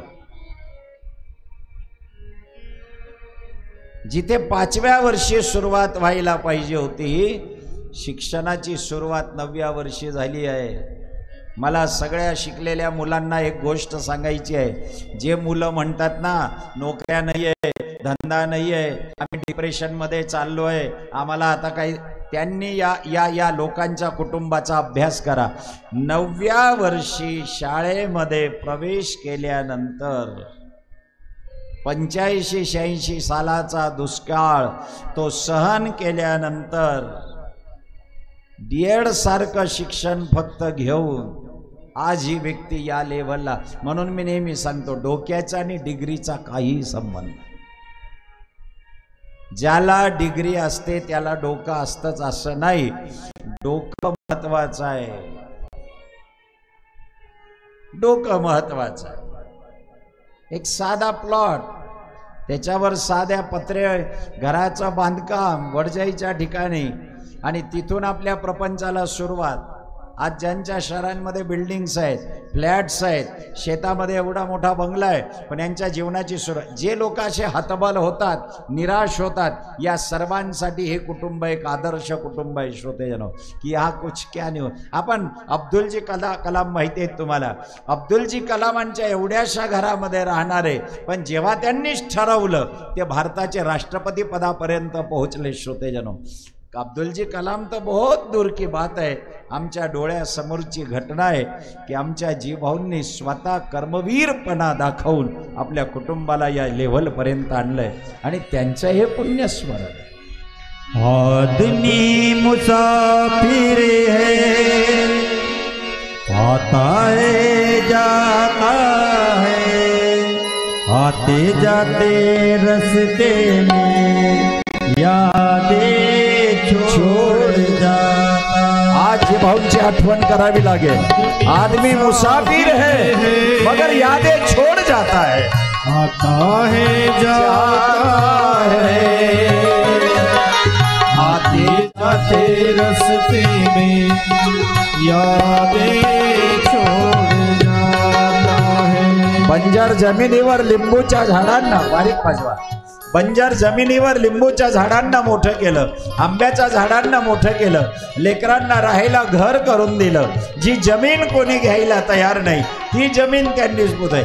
ज्या जमिनीला जास्त भाव दिला रस्त्यापर्यंत लगत करून दिलं. आपल्या जीवनातला कर्मवीरपणा दाखवला आणि स्वतःसाठी ठेवलं काय तर आठवणी ठेवून जी भाऊ सगळं सोडून निघून गेले. क्या साथ लाए क्या तोड़े आए, क्या साथ लाए क्या छोड़ आए, रस्ते में हम क्या क्या छोड़ आए, रस्ते में हम क्या क्या छोड़ आए. वो भूल कर भी याद आता है, आदमी मुसाफिर है, आता है जाता है, आते जाते रस्ते में यादें छोड़ जाता है. आते जाते रस्ते में यादें छोड़. जीवनाचा प्रवास म्हणजे या चार भावांची नावं. कमाई करून जर तुम्हाला सेठ व्हायचं असेल, म्हणजे बाजीराव व्हायचं असेल, तर तुम्ही जीवनात यशस्वी झालं पाहिजे. एका भावाचं नाव यशवंत आहे. बाजीराव होना हो तो यशस्वी होना पडेगा, यशवंत होना पडेगा. मग यशवंत होण्यासाठी काय करावं लागेल? हिम्मत ठेवावी लागेल. हिम्मत शिवाय यश मिळणार नाही, आणि यश मिळाल्याशिवाय बाजीरावपणा करता येणार नाही. पण नुसती हिम्मत ठेवून चालणार नाही. दुसऱ्यातला राम बघून नम्रतेने वागावं लागेल. त्याला तू का राम, मी पण राम आहे, ते तुकारामजी भाऊंपासून सुरुवात झालेलं आहे. श्रोते, या चारी भावांच्या नावामध्ये जीवनाचा अर्थ आहे. आणि ज्या वेळेला या मोठ्या भावांनी या सर्वांना एक वळण लावलं, यशवंत बनवलं, हिम्मत दिली, आणि आज हे भाऊ विसरले नाहीत त्यांना सगळे लोक. या सगळ्यांनी एक वर्षानंतर त्यांचं स्मरण ठेवलं. श्रोते, जिभाऊ नावाने स्मरण ठेवलं आणि कथा केली. 4 दिवसाची का कथा असे ना, पण भगवान शंकराचं गुणगान. आणि केवढं ज्या जिभाऊंनी एका भंडाऱ्याला मी वांगे देईन पासून सुरुवात केली होती, त्यांनी त्यांचा भंडारा चालवला. त्यांचं नाव तसंच ठेवण्यासाठी रोज 1000-500 लोकांचं भोजन देऊन अन्नदानाचं महत्त्व त्यांच्या नंतर सुद्धा या फॅमिलीने ठेवलं. व्यासपीठावरून टाळी वाजून त्यांचं स्वागत करूया श्रोतेजनो, की त्यांनी ती परंपरा ठेवली. आणि म्हणून या कुटुंबामध्ये जे काही नातू, मला काल कळालं सगळं म्हणे चुलत बिलत सगळ्या जर मोजल्या तर तुम्ही 12 का 15 सुना आहेत ना? नाही, चुलत बिलत सगळ्या किती? 15 सुना एवढे लग्न, सगळं कुटुंब हसून खेळून आनंदात है ना सगळ्यांची. मी नाशिकला जाऊन आलो, दोघं तिघं घरी सेम टू सेम ते घर बांधलेले, कोणाला कमी नाही. आम्हाला समजेल ना नेमकं वरती आहे का खाली आहे. खाली येऊन गेलो तरी समजे ना की आपण वरच्याच घरात बसलोय. सोपे सुद्धा सारखे. हे जे प्रेम या सगळ्या कुटुंबाने एकमेकांमध्ये ठेवलंय हे वृद्धिंगत होत राहो. आता ज्यांचं स्मरण, पुण्यस्मरण, आमचे जी भाऊ तुकारामजी दादा, श्रोतेजन, नेहमी आपल्या कुटुंबासाठी झटणारे, नवे नवे तर परिसरातील लोकांसाठी झटणारे, ते एक वर्षापूर्वी गेलेत. त्यांची स्मृती ते कायम ठेवून गेलेत आणि त्यांच्या स्मृतीप्रित्यर्थ गुरुकृपा ग्रुपने, गुरुकृपा ग्रुप व्यवसायामधल्या वेगळ्या व्यवसायांमधला, यांनी आपल्या धनराशीतून, त्यांच्या आशीर्वादाने, त्यांच्या कृपेने मिळालेल्या धनराशीतून सर्वांना हा मोठा योग या ठिकाणी घडवून आणला. आपल्याला शिवाची कथा स्मरण करायला मिळाली. जी काही सद्गुरू माऊलींनी कृपा केली, मी त्या पद्धतीने शिवकथा सांगितली. पण सर्वांना व्यासपीठावरून भरभरून आशीर्वाद देतो. त्या निमित्ताने मला कुंडाणे गावाचा परिचय झाला. या भूमीमध्ये मला कथा करायचा योग आला. बाहेर गावाच्या लोकांना वाहन पाठवलं, पोचवायची व्यवस्था केली, जेवणाची व्यवस्था केली, बैठक व्यवस्था उत्तम केली. सगळ्यांचं स्वागत. प्रत्येक जणाच्या तोंडात जोही कोणी येतो तो म्हणतो की वा, जेवायला बसल्यानंतर हात जोडून विचारायचे की कोणाला काही पाहिजे का. आदराने भोजन सगळ्यांना दिलं. सगळ्यांचे आशीर्वाद या कुटुंबाचा पाठीशी आहेत. या कुटुंबाला जी भाऊंसारखी प्रेरणा, शक्ती कायम मिळत राहो. आपली उत्तरोत्तर प्रगती हो. भगवान तुम्हा सगळ्यांचं कल्याण करो. म्हणून भगवान शंकराचे आशीर्वाद. मी कोण आलो आशीर्वाद देणारा, पण शिव पार्वती तुम्हा सगळ्यांवर कृपा करो. सगळ्यांना आशीर्वाद देतो. पुन्हा एकदा जी भाऊंचं स्मरण करतो आणि या पुण्यात्माने या कुटुंबाला पुढे नेलं, सर्वांना प्रेरणा दिली, त्या भगवंताच्या चरणी त्या जीवात्म्याला लीन होऊन मोक्ष प्राप्ती हो. प्रभूला प्रार्थना आणि कथेला विराम देतोय. तत्पूर्वी मी बाजीरावजी नाना यांना विनंती करेन की आपण या कथेचं मनोगत, गोशाळेबद्दलचं मनोगत आपण या ठिकाणी व्यक्त करायचं आहे. इथे पूजा होईल, पूजेनंतर आरती आणि आरतीनंतर महाप्रसाद, असा हा सगळा 1 तासाचा सगळा कार्यक्रम असेल. कृपया कोणी गोंधळ करू नये. झालेली सेवा पंढरीनाथाच्या चरणी समर्पित करून कथेला विराम देऊया.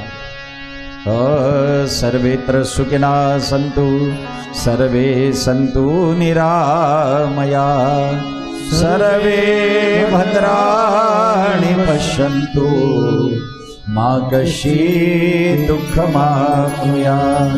हरये नमः, हरये नमः, हरये नमः. नमः पार्वती पतये. हर हर महादेव. शिवार्पणमस्तु. महाराजांनी आता माझा परिचय करून दिलेला आहे. सगळ्यात पहिले मी माझ्या समोर बसलेल्या माता माऊलींना नतमस्तक होतो.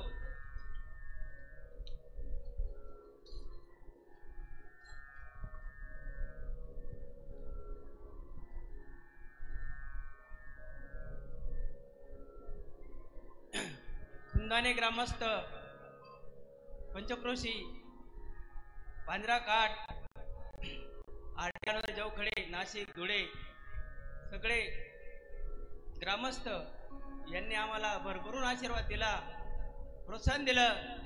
त्याच्याबद्दल आम्ही सगळ्यांचे आभार आहोत. थोडक्यात मी महाराजांचा परिचय करून देतो. खगेंद्र गुरुजी महाराज शाद्याचे यांनी, यांच्या बहिणीकडे कथा होती आणि त्यांचा मुक्काम आमच्याकडे असावा असं बहिणींना वाटत होतं. आमचं घर मोठं आहे नाशिकला, त्याच्यामुळं त्या भटमावशींनी आम्हाला सांगितलं आणि आम्ही पण महाराजांची चौकशी करून घेतली. कारण तोपर्यंत महाराजांचा माझा काही परिचय नव्हता आणि महाराज आमच्याकडे 7 दिवस राहिले.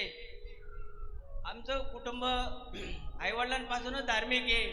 त्याच्यामुळं आम्ही दत्त संप्रदायात असलो तरी आम्ही शेवटी हिंदू आहोत आणि आपल्या सगळ्यांचे दैवत आहे. आम्ही महाराजांना ज्या आदर आदर केला पाहिजे त्या पद्धतीने आदर केला. आणि महाराज आता आपले जवळचे मित्र झालेले आहेत. महाराजांकडे जे काही आपल्याला जेवढे प्रश्न विचारले तेवढे महाराजांनी मला समजून सांगितले. मी दिवसभर खूप बिझी असतो, परंतु रात्री मी 2 तास महाराजांजवळ बसत असायचो आणि महाराजांना विचारत असायचो. म्हणून आता आम्ही ठरवलं की आपल्याला जर जीवनचं पुण्यस्मरण करायचं असलं तर आपण महाराजांची कथा ठेवू. महाराजांना मी फोनवर सांगितलं, महाराज अशी अशी तारीख आहे आपली आणि त्या कार्यक्रमासाठी तुम्ही येणार का? तर महाराजांनी तारीख पाहिली आणि एका शब्दात हो म्हटलं. मी महाराजांना गावी गेलो नाही, आमंत्रण दिलं नाही, ॲडव्हान्स पाठवला नाही, परंतु महाराजांनी आमच्या शब्दाला मान देऊन महाराज कथेला अगदी वेळेवर हजर राहिले. त्याच्याबद्दल आम्ही त्यांचे खूप खूप आभार मानतो. त्याच्यानंतर मी तुम्हाला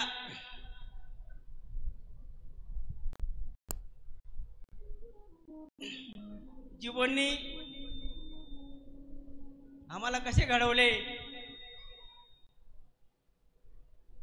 मी अगदी चालू डीएडहून त्यांच्यासोबत जात होतो मार्केटांमध्ये. एकदा मी अंमळनेर मार्केटला गेलो आणि आम्ही मिरचीची गाडी भरत होतो. मला काय माहीत नाही कोणाला काय म्हणावं असं. मी एका हमालाला हमाल म्हटलं, ओ हमाल आमची गाडी भरून द्या असं. तो माणूस पण समजदार होता. त्या माणसाने मला काहीच म्हटलं नाही, परंतु कोणाला सांगितलं हा कोण आलेला आहे मला हमाल म्हणतो असं. तर मला त्याची काहीच कल्पना नाही याला काय म्हणायचं काही नाही असं. तर जीवननी त्याला सांगितलं माझा भाऊ आहे.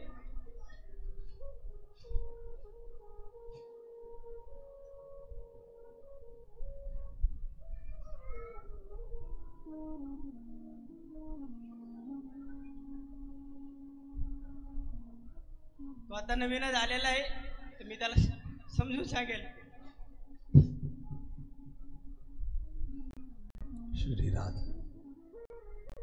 मोठे लोक शिकवून जातात त्याच्या आठवणी.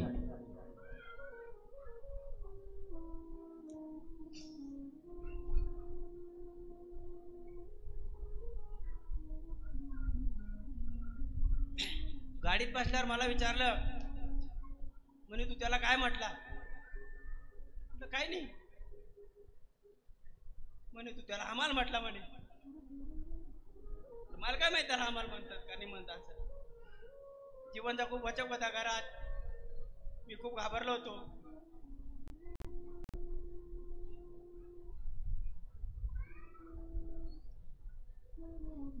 त्यांनी मला समजून सांगितलं की एक हमाल, कारकून, व्यापारी हे आपले सगळे सैन्य असतं, यांच्याशी गोड बोला.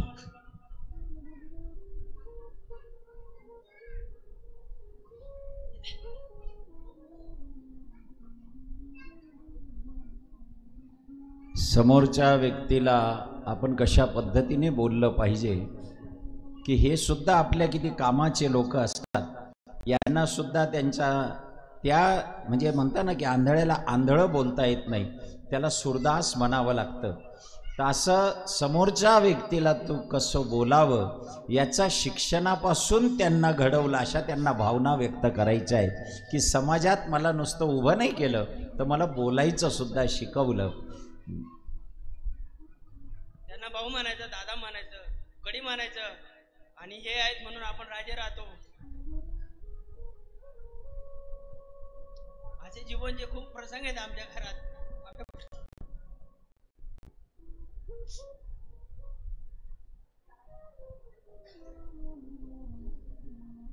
महाराज आपण छोटे कानी सरकार कोण टाकू. तर जीवनचं स्मरण शब्दांनी व्यक्त होऊ शकत नाही, भावनांनी व्यक्त होत आहे. सर्वांनी 2 मिनिटं काही हालचाल न करता पूर्वी आधी निवांत शांत बसायचं आहे. आपण जीवनच्या स्मृतीला वंदन करून त्यांना भावपूर्ण श्रद्धांजली अर्पण करून मग पुढे सत्काराचा कार्यक्रम होईल. सर्वांना विनंती, मी जोपर्यंत मंत्र बोलत नाही तोपर्यंत सर्वांनी बिलकुल स्थिर जीवनचं स्मरण करायचं आहे.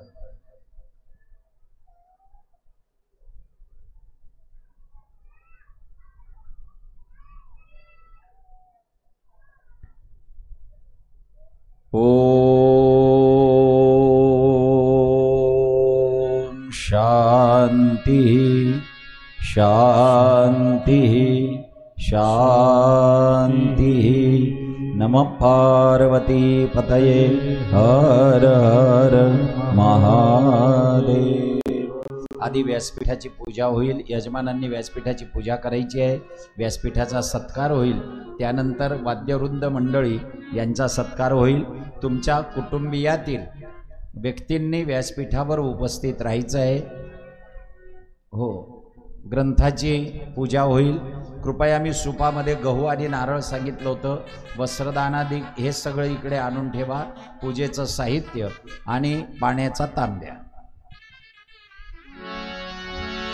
चिट्ठी न कोई संदेश जाने वो कौन सा देश जहाँ तुम चले गए।